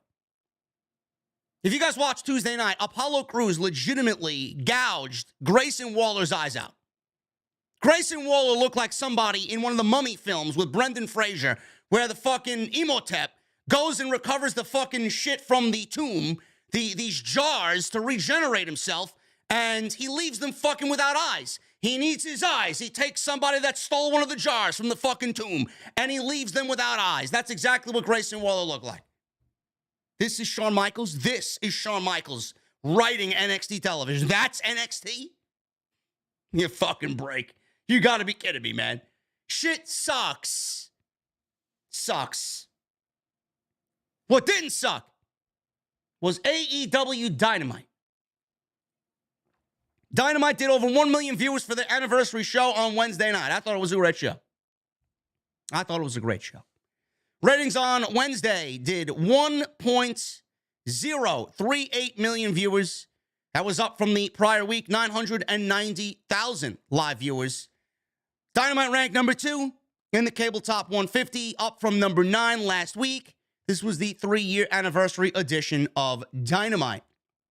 Last week, the show faced strong coverage from news outlets on Hurricane Ian, which dominated the night on cable, up and down, taking up the 1st through 7 ranking on the cable top 150. So, Dynamite was awesome, and I'm looking forward to Wednesday's show in Toronto. I think it will be a banger show, AEW's first venture into the city of Toronto. The big news coming out of AEW this week is Jon Moxley resigning with AEW. This was actually announced on Friday during SmackDown as the AEW media department sent out an official press statement that Jon Moxley has indeed re-signed with AEW, a 5-year deal that carries him through 2027.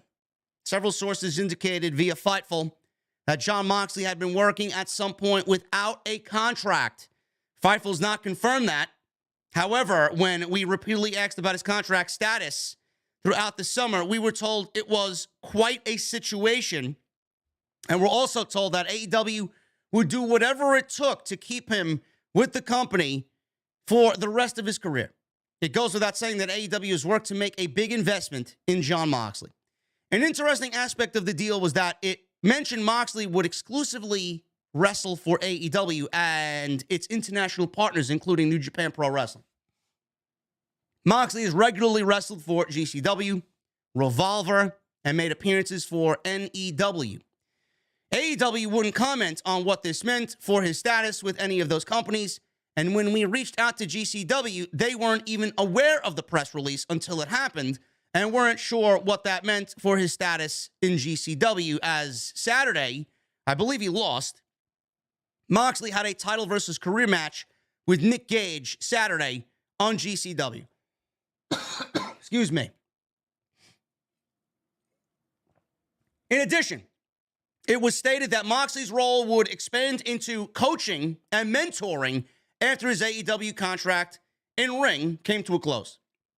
Moxley helped lead a talent meeting after All Out that was positively received.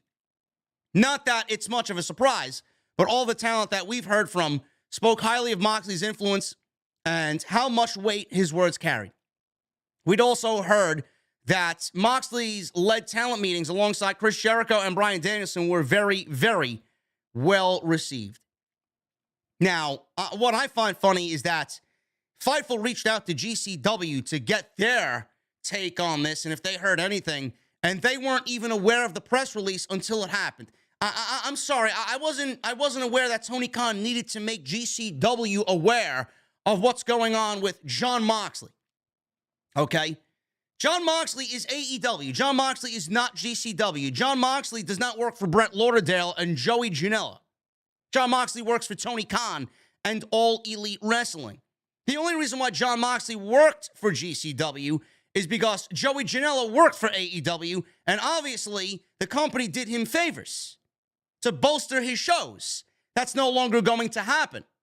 And that shouldn't happen because it's a glorified fucking shit fest over in GCW. You don't want Moxley working GCW. So if everybody upset about Jon Moxley not working GCW anymore, yes, let me sign my guy to 5 years exclusively and then have him go and work GCW where he's going to get involved with light tubes and fucking probably get injured and this and that and shave years off of his contract with us. Give me a fucking break, man. You want to protect your investment, not go out there and fucking ruin your investment. I'm sorry. The GCW title means jack shit to the world of professional wrestling. Jon Moxley holding that title did nothing for GCW. Nothing. Give me a break. Now, I don't give a fuck what happened on Saturday night with Nick Gage, but Jon Moxley's done for now with GCW. On October 7th, it was announced that he resigned. GCW sources claimed that AEW didn't want Moxley to do the match. Obviously, Nick Gage, right? And they asked their talent to not work GCW dates for months. Moxley had insisted on finishing out his run there and is not currently scheduled for any future GCW dates.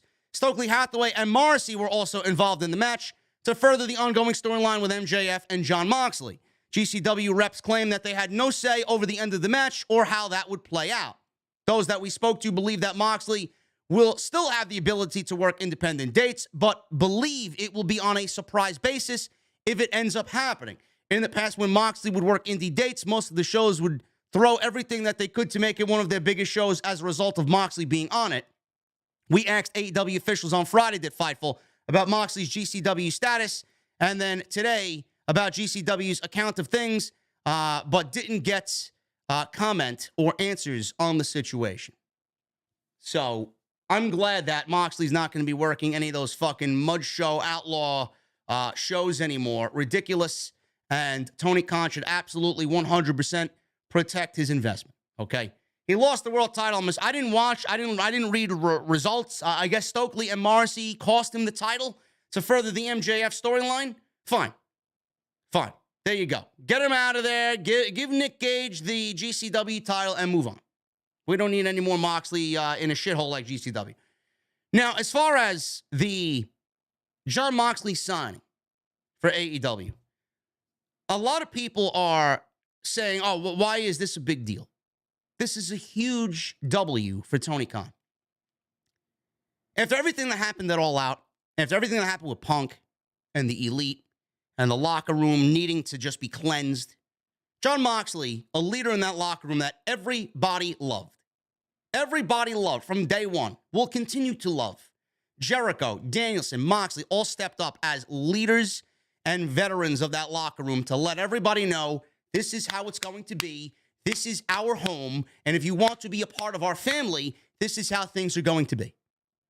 There are no three better men in this industry than those three men to lead that type of locker room and get that point across to the toxic AEW locker room that was there when CM Punk was there and the Elite and what everything that transpired and everything that was allowed to happen. It needed to be fucking cleansed. It needed to be just cleansed to a point where you basically felt like you were starting your first day of school or your first day of work. It needed to feel that way, and that's exactly what those shows did. There were several talents on that show that felt hungry. That Dynamite that was really, I said that, the Dynamite that followed All Out, and the one after that as well, it felt like it was AEW starting all over again. We saw hunger. We saw fiery promos. We saw, I'm going to take this flag and stamp it into the fucking top of the mountain type promos. Take charge, take leadership type promos. Wardlow cut a great promo. Moxley cut a great promo. Moxley was made into the world champion. He's now a 3-time AEW world champion. A lot of people were like, even me, give it to Danielson. I think Danielson and MJF would be a great match. Danielson deserves a run with the championship. They gave it right back to Jon Moxley, and the only reason why they gave it to Jon Moxley because Jon Moxley is the fucking leader of that locker room. He's the ace. He's put this company on his back. That's who Tony Khan wants representing his company, and I cannot fault Tony Khan for putting the title on Jon Moxley. That man is AEW. That is the type of guy you want leading your locker room. The world champion should be somebody that is going to lead like Jon Moxley. And that's exactly what he has in him. The entire situation that happened with Andrade and Sammy Guevara, that's all anybody was talking about coming out of last week's Dynamite. Great show. Over 1 million. 3-year anniversary. Here we are. We're supposed to be celebrating 3 years of AEW. And all anybody's talking about is Andrade trying to get fired so that he can go back to WWE. Putting his hands on Sammy Guevara. Sammy Guevara talking shit to Andrade online after an interview leaked about Andrade with Mas Luchas, talking about Sammy Guevara and throwing Sammy Guevara under the bus and claiming that Sammy Guevara complained to him about not being hit the right way or being hit too stiff. It's all anybody was talking about. Then they get to the arena. News breaks that they were indeed spoken to. They went against management. They went against AEW. They went against Tony Khan. They broke protocol. Andrade seemingly looked like he wanted to get fired. Sammy did not throw any punches, but he was involved. Sammy Guevara was just as involved as Andrade. Andrade may have thrown punches, but Sammy Guevara's words on social media are just as bad as throwing punches because he took it upon himself after everything that happened and waged war with somebody that's not in a storyline with him on social media to a point where it escalated backstage. Andrade sought out Sammy, and they found each other, and things blew up. And that's all anybody was talking about. Andrade got sent home. Sammy Guevara maintained his status on the show. He was in the main event. He got the winning pinfall over Daniel Garcia on Wednesday night.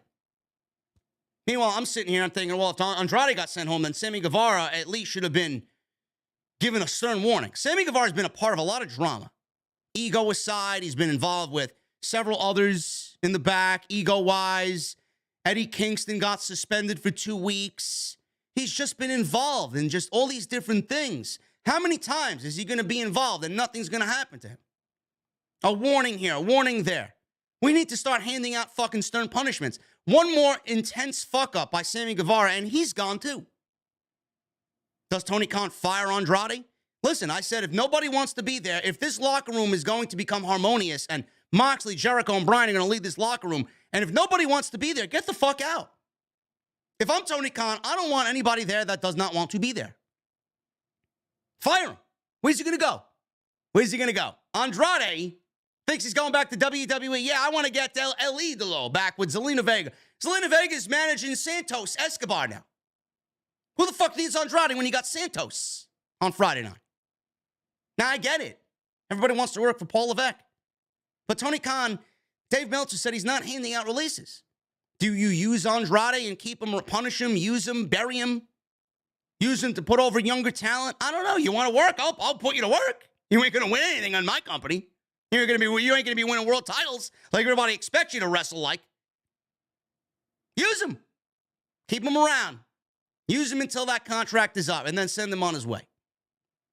Tony Khan's not going to leave him at home. Tony Khan's not going to waste money on Andrade like that. Keeping him home is only going to do us bad. Why are you paying this guy to sit home? You're going to keep Andrade home, pay him, not use him, and then keep him away from us. We want to see him wrestle. At least use him. But AEW doesn't need Andrade. AEW doesn't need Sammy. As far as I'm concerned, they don't need either one of them. Get rid of them. AEW will not miss Sammy. Believe me. The whole situation's fucked up. The point I'm trying to make is AEW dropped this bombshell with Jon Moxley to rinse and wipe that slate clean. Everybody's talking about this negative shit. Here we got Jon Moxley, our world champion, our ace, the leader, staying with the company. A lot of people are like, oh, Jon Moxley at the end of his AEW run. And they said he was working on a handshake deal. That's how much Jon Moxley loves and appreciates AEW and supports Tony Khan. Tony Khan has given him a platform. Not going to betray him like that. Handshake deal, ended up signing a 5-year contract. God knows how much money that man's making. Good for him. He deserves it. So they announced this bombshell on Friday when everybody's talking about nothing but Andrade and Sammy and all the negative shit in AEW, and they dropped that to wipe the fucking floor clean. Hey, look at this. We got positive. Hey, positive news here for AEW. Everybody was like, yeah, Jon Moxley's eventually going to go back to WWE. Chris Jericho eventually going to go back to WWE. They're going to see Cody Rhodes, and they're going to venture off back to Paul Levesque. Jon Moxley's not going anywhere. Jon Moxley staying with AEW. Why is this so important? Because in a tumultuous time in AEW, in a time when everybody is looking at WWE now as a true option, that Vince McMahon is not there anymore, Jon Moxley staying with AEW does one thing and one thing better than what WWE is doing right now. WWE can lure you away with promises of creative, working on the biggest stage, WrestleMania moments, and this and that. Offering you money that you could fucking only dream of. Tony Khan can do the money thing. Tony Khan can give you a spotlight. Tony Khan can give you a platform to get your shit in and get yourself over, like a Jon Moxley. Jon Moxley, in this 5-year contract, when the contract is over, it will run through 2027. He will have been with AEW longer than he has been with a WWE, right? Outside of all the promotions he's worked for, he worked for WWE for 6 years. He was a part of one of the greatest stables in WWE history. 6 years. At the end of this AEW run, he will have been with them for AEW with 8 years. 8 years to his name for AEW. He will have a greater AEW run than he would have a WWE run. Jon Moxley is a bigger star under Tony Khan than he was under Vince McMahon. And there's no refuting that. Jon Moxley is a household name. Jon Moxley is a superstar. Jon Moxley is the ace of this company. Jon Moxley is the world champion. He's the leader of that locker room. Jon Moxley's career in AEW will surpass his run in WWE, no matter how many U.S. titles, no many world titles, no matter how many Shield reunions. Give me a break. Jon Moxley's not the type of guy that strikes me as, I want money and money only. I'm going to go back home. I want to hang out with Seth. I want to hang out with Roman and blah, blah, blah. Jon Moxley went back to WWE. He would be Jon Moxley. He would not be Dean Ambrose. This is a new day, a new age for that man's career. He's not going back and doing Dean Ambrose. Who is Dean Ambrose? How is that going to make Jonathan Good look in the same fucking realm as the tribal chief? Not good. That's a solid number 3 in the Shield. Seth Rollins can barely stand working under Roman Reigns. He wants to go on Ariel Helwani and complain about it. Jonathan Good going back to WWE would have been a terrible career move. Because that man wants to carve out a legacy for himself, and that legacy would not have been carved out the way that he wanted in WWE. He'd be hanging around, making money, and being on the road, and working harder for less. He's working harder for less in AEW now. They're not touring, right? It's different ends of the spectrum. He'd be working more in WWE and getting less in return as far as career accolades. He's in AEW working less dates, and he's getting the world handed to him. Why would he go back? Why the fuck would that man go back? What this does is it casts now a little bit of doubt over the people who are thinking, man, this locker room sucks. This leadership sucks. I'm going to give Triple H a call when my contract is up. I want to see what opportunities are had over in WWE. And you could still do that. You could still go out there and do that. But what Jon Moxley did, and what Jon Moxley did by signing this 5-year contract, is say, hey, this is my show. This is my locker room. I'm the world champion. I'm the guy that is taking this leadership role seriously, and I want to be the guy that you guys come to. You got a problem, you come to me. You got an issue, you come to me. You got a question, you come to me. Jon Moxley basically said, I'm staying with AEW. This is my home. I love it here. There is future here. This is what Jon Moxley signing with AEW did. So for the Wardlows and the Jades and the MJFs and all these other people that want to go back to WWE, the Keith Lees and the Swerves and the Malakais and the fucking all these other people that may want to envision themselves in WWE, what Jon Moxley did is say, hey, the grass is not always greener on the other side. I'm staying here when I could have easily went back to what I know. I'm staying here. So if Jon Moxley is good enough for AEW, or if AEW is good enough, I should say, for Jon Moxley, then that's going to rub off on other people in that locker room as well. That is a huge fucking deal. This is a big victory for Tony Khan. And I said this on Wednesday, or rather Friday when I talked about this. Jon Moxley, he left WWE and took a chance on himself. Who knew who Jon Moxley was? We knew who Dean Ambrose was. Now it's the other way around. Seth Rollins is in WWE. He's wrestling Bobby Lashley for U.S. title. He's, in matches, great performer, right? He's putting Cody Rhodes over. He's putting Matt Riddle over. He's doing this and that. When is he going to get his just desserts? When is he going to get his flowers? Seth Rollins. I'm not saying that I want to see him leave WWE, but if he truly does not want to be the Macho Man to Roman's Hogan, or doesn't want to be, second best, right, to Roman, and he really wants to be a breakout guy, he would have more of an opportunity in an AEW to be that number one guy than he would in WWE, because he will never be looked at as a number one guy in a WWE where they value the Anoa'i family more than anything else. You are not going to get into the WWE with somebody from the Anoa'i family at the top and be the top dog. It's not going to happen. It's not going to happen, and that's not his fault.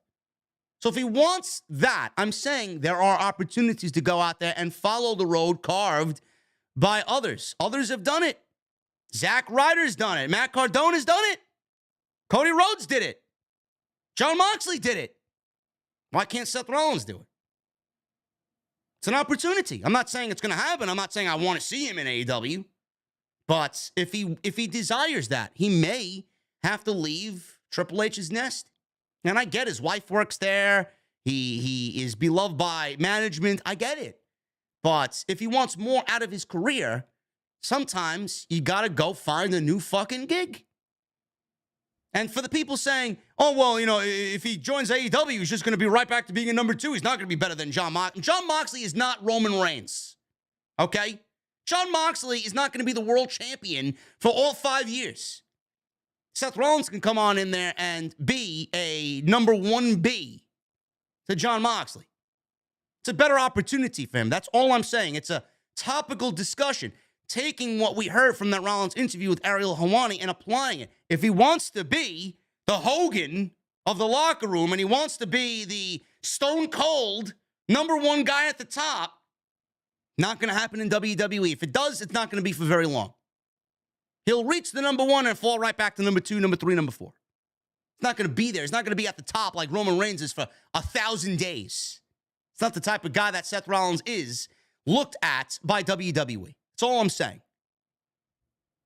It's an interesting situation, but as Jon Moxley signs a 5-year deal, now rumors are happening and swirling that Renee Paquette, his wife, Renee Young, could become All Elite.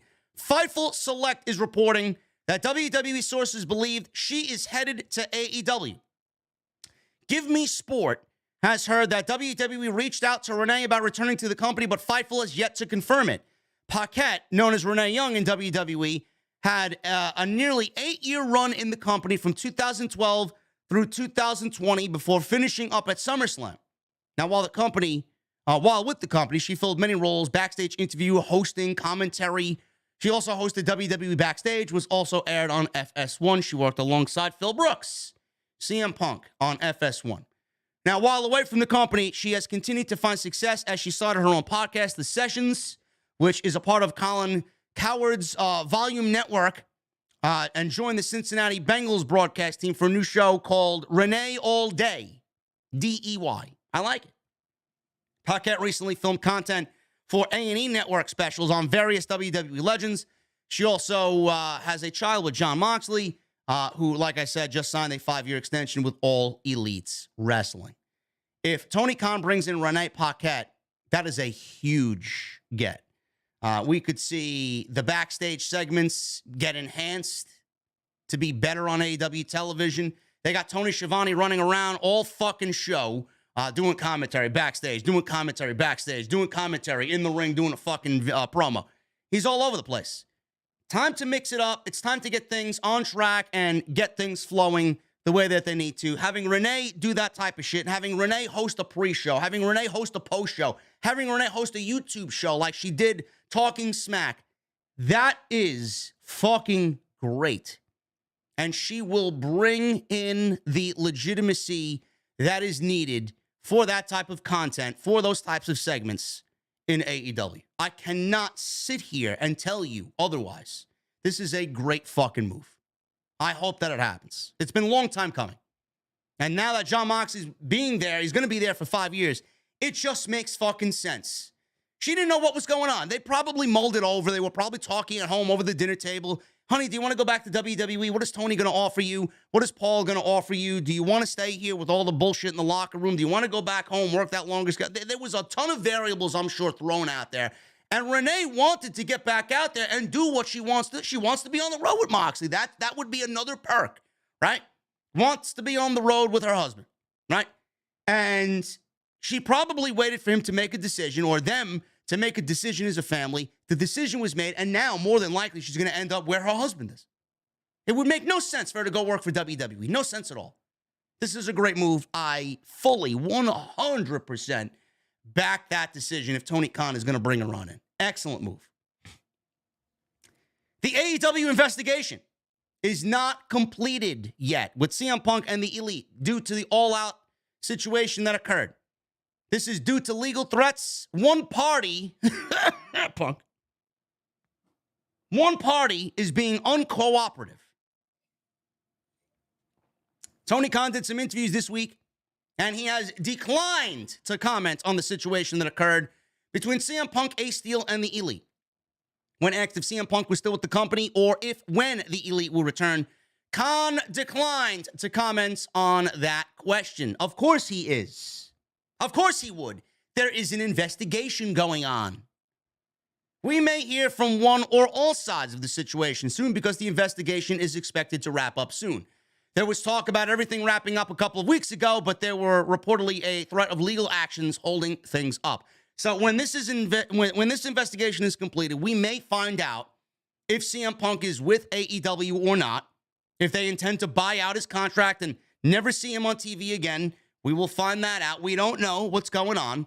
Tony Khan may pay for his surgery, pay for his rehabilitation, pay his contract, give him a buyout of sorts on his contract, pay him a sum of money, and goodbye. We'll find that out when this investigation is complete. Or if they want to bring him back, I don't know. Doesn't look like it if one party's being uncooperative, and that one party more than likely is Phil Brooks. Then Kenny Omega and the Elite more than likely will find out when they are going to be back and when their suspension is up. They may be suspended on top of suspended, whatever stems from the investigation, but at least we'll have a good time frame on how long they will be resuspended if that is the situation. Ryan Frederick reported on the Wrestling Observer news boards or the message boards. There's been some holdups on completing the investigation. Supposedly, it should be wrapped up soon. Meltzer later followed up and said one person has threatened legal action and has been uncooperative. No further details were provided, and we don't know who will be returning to TV once the investigation is over. Punk is injured, and if he remains with the company, is not going to be back until at least the spring of 2023. I don't really have any further comment on it. We'll cross that bridge when we get there, but Tony Khan, he's going to be doing these scrums and the interviews and the podcasts, and foolishly, he's going to be asked these questions, and you already should know exactly what his reaction is going to be. You're only going to make yourself look like a fool by asking these questions. There are other things that you could use to fill that time, that valuable time that man is taking out of his fucking day to give you content. You're going to ask him about CM Punk and the fucking Elite, knowing that there's an investigation going on? There are 1,000 other fucking problems in AEW, and that's what you're focused on. Ridiculous. Moving on. We got a note on Saraya, and we got a note on Elektra Lopez, Legado del Fantasma on SmackDown.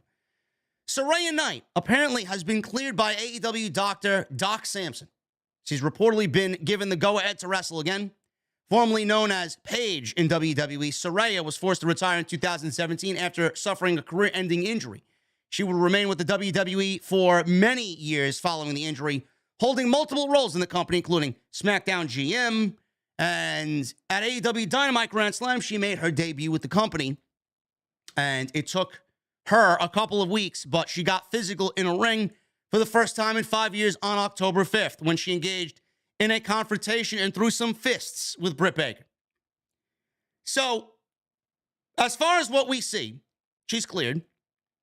somewhat cleared. She's able to get physical, throw punches, throw a super kick even, right? Saraya or Tony Khan have not offered any official statement on her health. They're not going to allow that to be out there because they're going to play it down, they're going to downplay it, and they're going to announce that she's in a match when they see fit.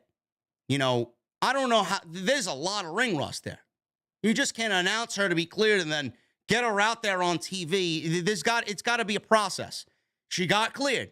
She got clearance to wrestle. She's probably been light training. Now she's got to go back and kind of start all over again. It's getting on that bike all over again. You just can't throw her out there and wrestle. It's not going to happen for a long time, no matter if she's cleared now or not. So I don't get what everybody's big deal is with Saraya. Oh my God, she's cleared. Okay, now it's going to be the next phase. It's going to be a little bit before she gets back into that ring roll, wipes away that ring rust, and even when she gets back in there, you know, the ring rust is still going to be there because working a scrimmage or working a fucking training match is not the same as working a live match in front of a fucking audience on pay-per-view.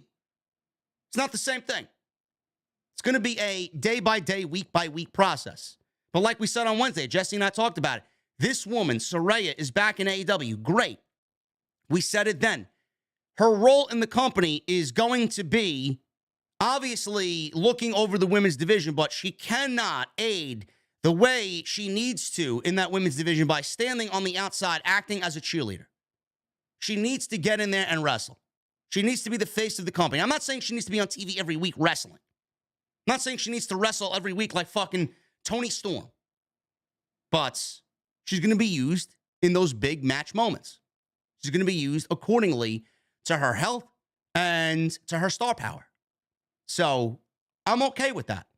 But she's going to need to get in there and wrestle. She cannot bring difference and bring change to the women's division by standing on the outside fucking clapping her hands because Toni Storm executed a good Storm Zero.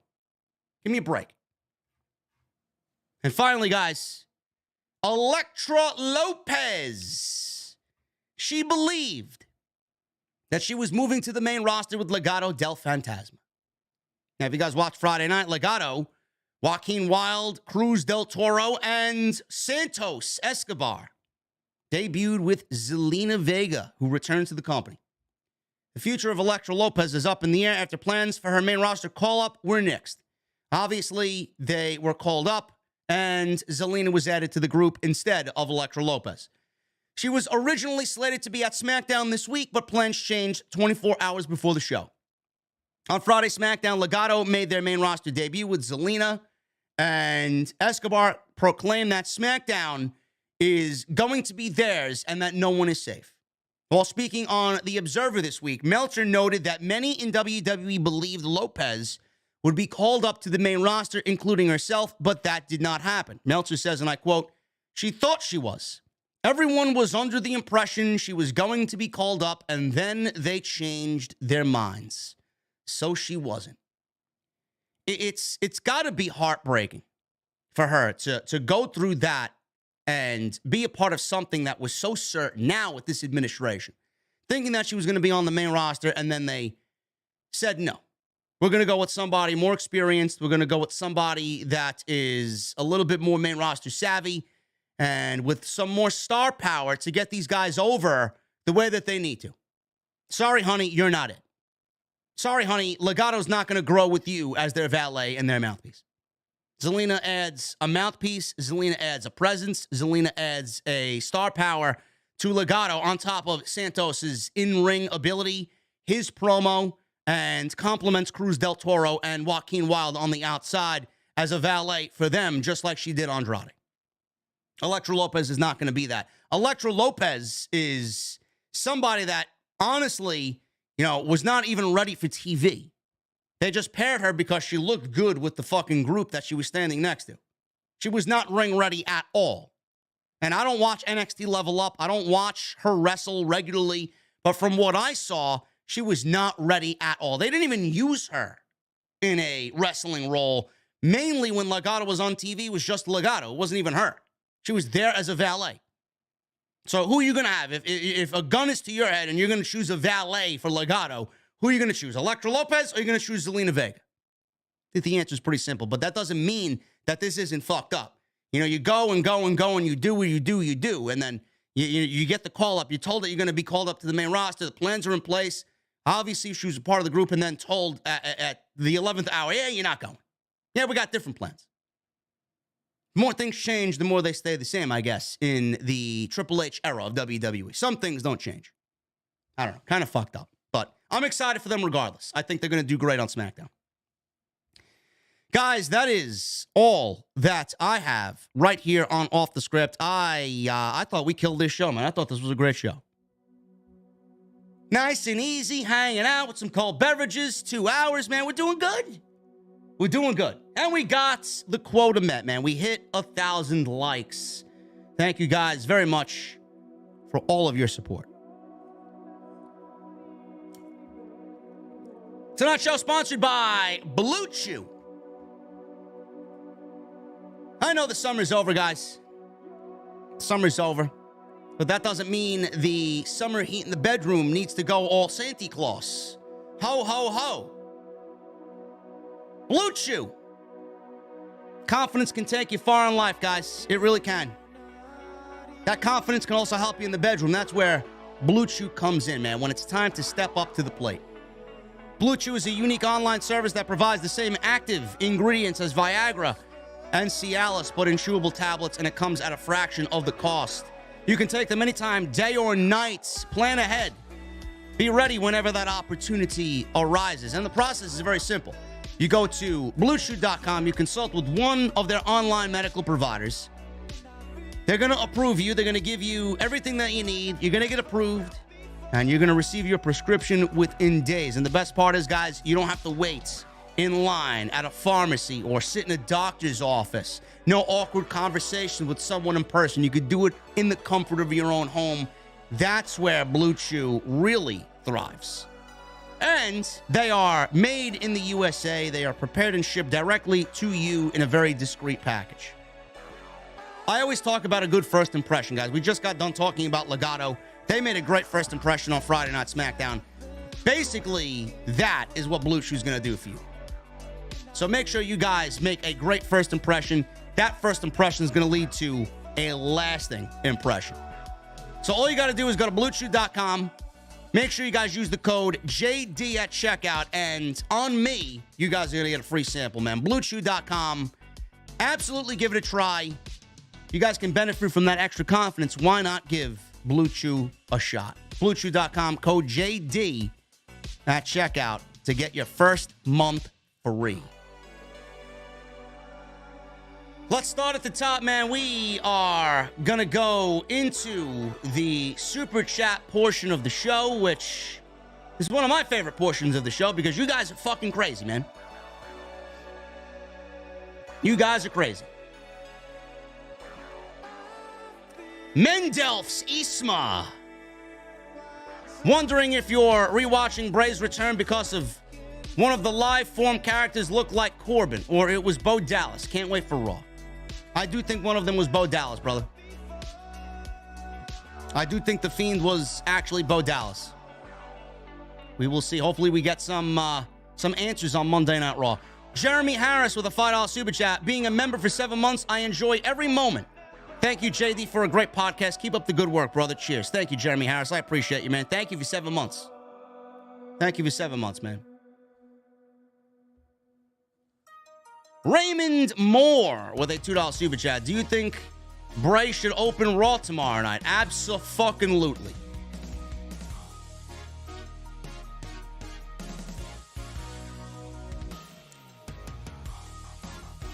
Wakanda Forever with a $20 super chat, a $2 super chat, and a $5 super chat. The greatest entrance I ever saw in person was The Undertaker at a Raw taping as a teenager. The lights went out, and you heard the bell toll. Gave me chills. I never thought I'd feel that again. I felt it watching Bray return. Listen, brother, Bray can absolutely have aspects of the modern-day Undertaker if they play their cards right. I've said that for years. Said the same thing about Aleister Black when he's in WWE, but Vince fucked him up, too. Yowie Wowie. Best wrestling return ever. JD, I'll be designated driver in the Mustang. What are you drinking? Love the show. Excited for wrestling again. Great times. Whole world in my hands. Wakanda, listen, bro. Nobody drives the Mustang. Not going to happen, brother. First of all, I'm not taking the Mustang out if I'm spending the night drinking. That's where Uber comes into play, bro. You got an app on your phone. You click a button, you call a car, it comes pick you up, it drops you home. Thank you, brother. I appreciate it. Luis Baez with a $9.99 super chat. JD is the best and off the script is number one. Been a fan since that one episode of Raw after Mania. Roman announced his leukemia and had been rolling ever since. Oh, Raw after Roman announced. I don't know why I said WrestleMania. Raw after Roman announced his leukemia. Been rolling ever since. Thank you so much, brother.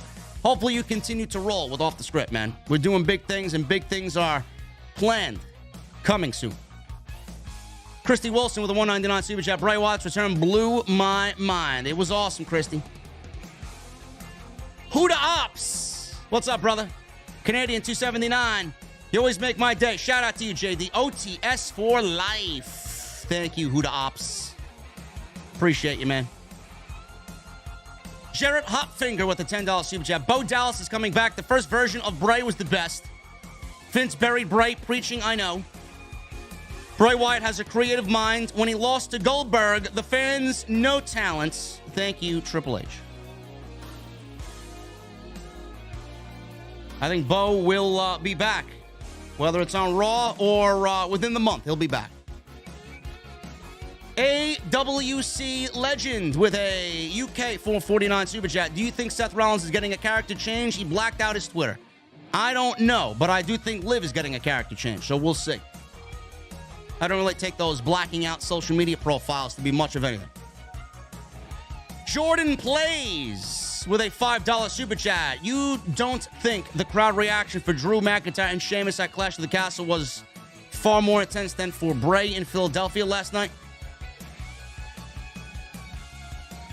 I mean, that's two different crowds, bro. Two different crowds. I mean, that's 60,000 people compared. That's 66,000 people compared to 15,000, man. Come on. Of course, it's going to be more intense, man. Look at the amount of people that were at Clash of the Castle compared to Extreme Rules last night. The Visionary, $2 super chat. Cole asking if they were still on the air was great. I thought that was awesome. Shed Black with a $1.99 super chat. Just good to listen to a live wrestling podcast. Thank you, brother. That's why I have decided to take the show live, man. I actually quite enjoy it more live than it is if I was to sit here by myself talking in front of nobody. I might as well talk in front of you guys while you're watching. The Script Keeper with a $2 super chat. Everyone needs to grow up in AEW, even Tony Khan. He does. He does. Gregory Taylor with a 2-month membership. Thank you, brother. Thank you for the recommitment. Hey, what's up, JD? Good to see you, my man. I'm happy to be a member here. OTS for life, man. Thank you, bro. Jonathan Fisterbottom. 3-month membership. Don't forget your Nintendo Switch for those flights, dude. Bro, I got a Steam Deck. I don't have any games downloaded for my Steam Deck yet. I've been deciding on what I want to play. Maybe I'll just download Chrono Trigger. Being that I bought some Chrono Trigger merch from Comic-Con this week. I was thinking about buying Elden Ring, but I would rather enjoy my experience. We'll see. I don't know. What I would legitimately pay somebody to reconfigure my Steam Deck to get me Destiny 2. I don't know how to do it. I don't want to go through it myself. I want to get my Steam Deck to a point where I can legitimately play Destiny 2. That's what I want. If anybody knows how to do that for me in the New York area, please hook me up.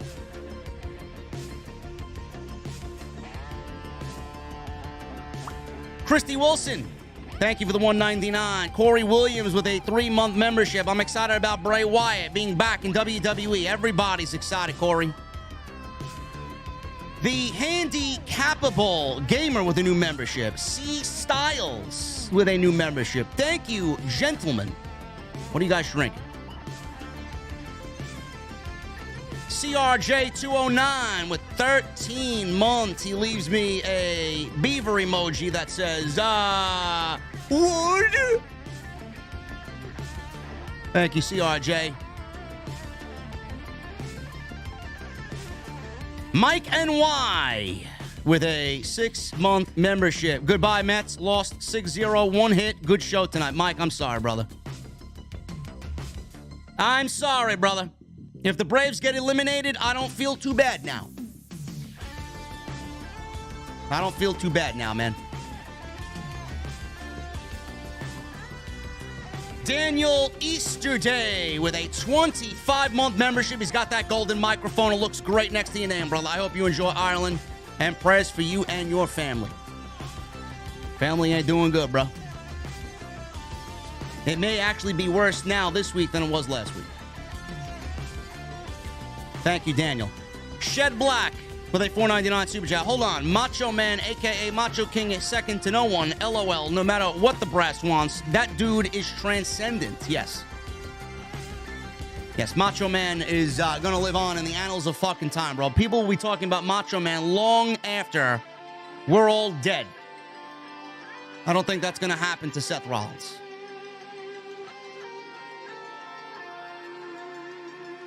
The Three Kings with a $5 super chat. Seth has been so loud with his criticism of AEW, I'm not sure his ego would allow him to go there. Bro, Seth is also a company guy, and more than likely, he felt like he was being a company guy by saying the things that he said, so that's why he said it. Tyler with a $4.99 super chat. I have a funny joke. GCW. I have an even funnier joke. Impact. Hollywood guy, $5 super chat. Looking back, do you think that Edge left Judgment Day prematurely since it was supposed to have black magic, or did he do the right thing? He absolutely did the right thing. The one thing that pissed me off is seeing all the people complain about the length of Finn Balor and Edge last night. I seen some really notable people from Fightful claim that if they shaved 20 minutes off of it, it would have accomplished the same thing. These people, to me, are a bunch of blithering fucking idiots, and I honestly think that they hate professional wrestling. I do. If anybody complained about the length of that match, you hate professional wrestling. That much I know. Of all the things that happened on that show, that is the one thing that you're pinpointing, and that's the one thing you're complaining about?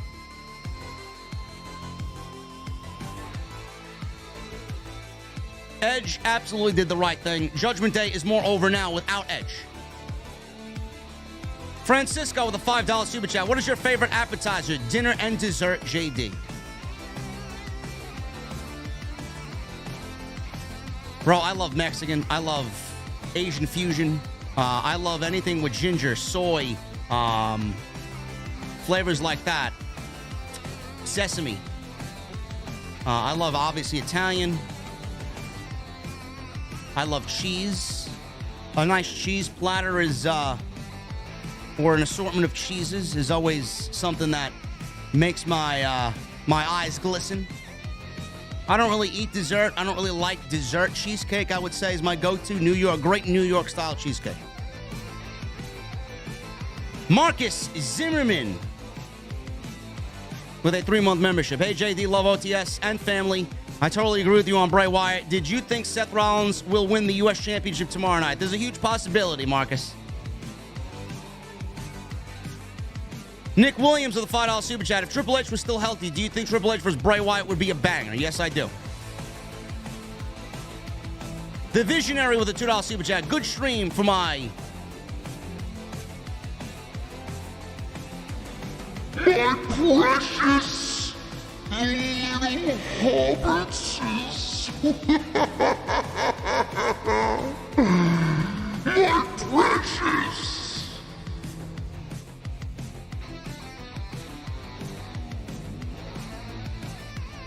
MGM Ballin with a $4.99 super chat.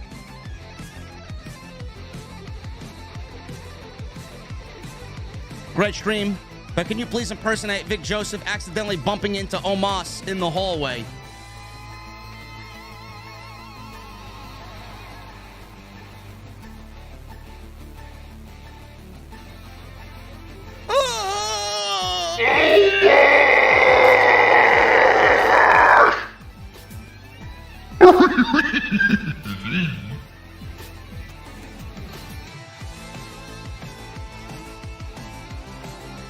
Jaxo23 with a $50 super chat. Thank you, Jaxo. DX is being honored tomorrow. Also, the Pop Bray got proved Vince was a hack and he was senile and that he was wrong. Also, I think Raw is going to be extremely interesting tomorrow since the Bloodline and Bray are going to appear on the show. Can't wait.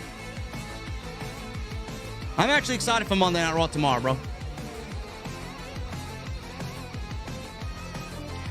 Najee with a $1.99 super chat. Would Rampage be better if recorded before Dynamite? Yes.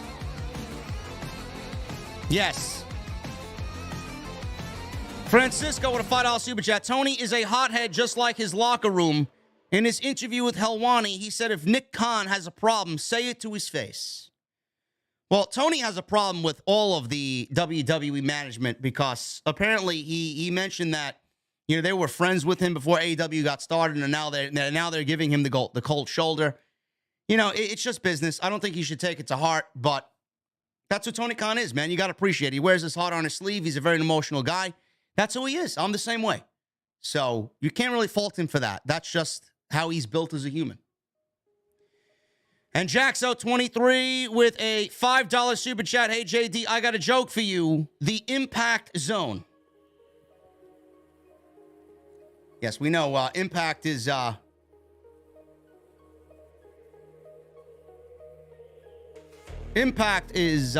where it needs to be, bro. Impact sucks. We know. We know, man. Anyway, guys, I am about to get out of here. I appreciate you guys very much. And we got a big week coming up, man. We got a big week coming up. And we got Monday Night Raw. Starts with Monday Night Raw tomorrow, bro. Really. I appreciate you guys for hanging out tonight. Great show. Lots of good discussion. Lots of good takes. Lots of good of opinion. Awesome show, man. Thank you guys so much for all your support. Make sure you guys follow me on social media at JD from NY206. That's Twitter, Instagram, TikTok, and Cameo. Everything you need is linked down below in the description. Sold a couple of t-shirts today, so make sure you guys get your merchandise, man. I know I don't really push Bonfire, but if you guys still want the merch, Bonfire still, I gotta get new merch, man. I want to really get a good artist to work with me on t-shirts, man. Like I need a What Are We Drinking shirt. I want to get a Let Me At 'Em Scoob. I want to get something like that that's like a timed release that can only be done for like a week. I don't know. I want to get things done, man. I could use some new merch. But if you guys want merch, man, bonfire.com. Link is down in the description of this very video. Blue Chew, make sure you guys go get your free sample of Blue Chew, bluechew.com, code JD. Go check out all the other content on the channel, on the homepage. Everything you need, man, including last night's Extreme Rules, post-show, SmackDown, go-home show, AEW Dynamite, the return of Jesse we had on Wednesday. A couple of extras last week. Excellent stuff, man. Go check all that stuff out. And continue to hit that thumbs up, guys. Thumbs up really helps me out in the long run. Shows YouTube you care about the show, and it pushes it out to the recommended section. Guys, I will see you all on Monday night, live from the venue. I need those rock-on emojis in the chat. I need those Mustang emojis in the chat. And I need that music on max. Guys, I will see you all on Monday night right here on Off the Script. I'll see you guys later.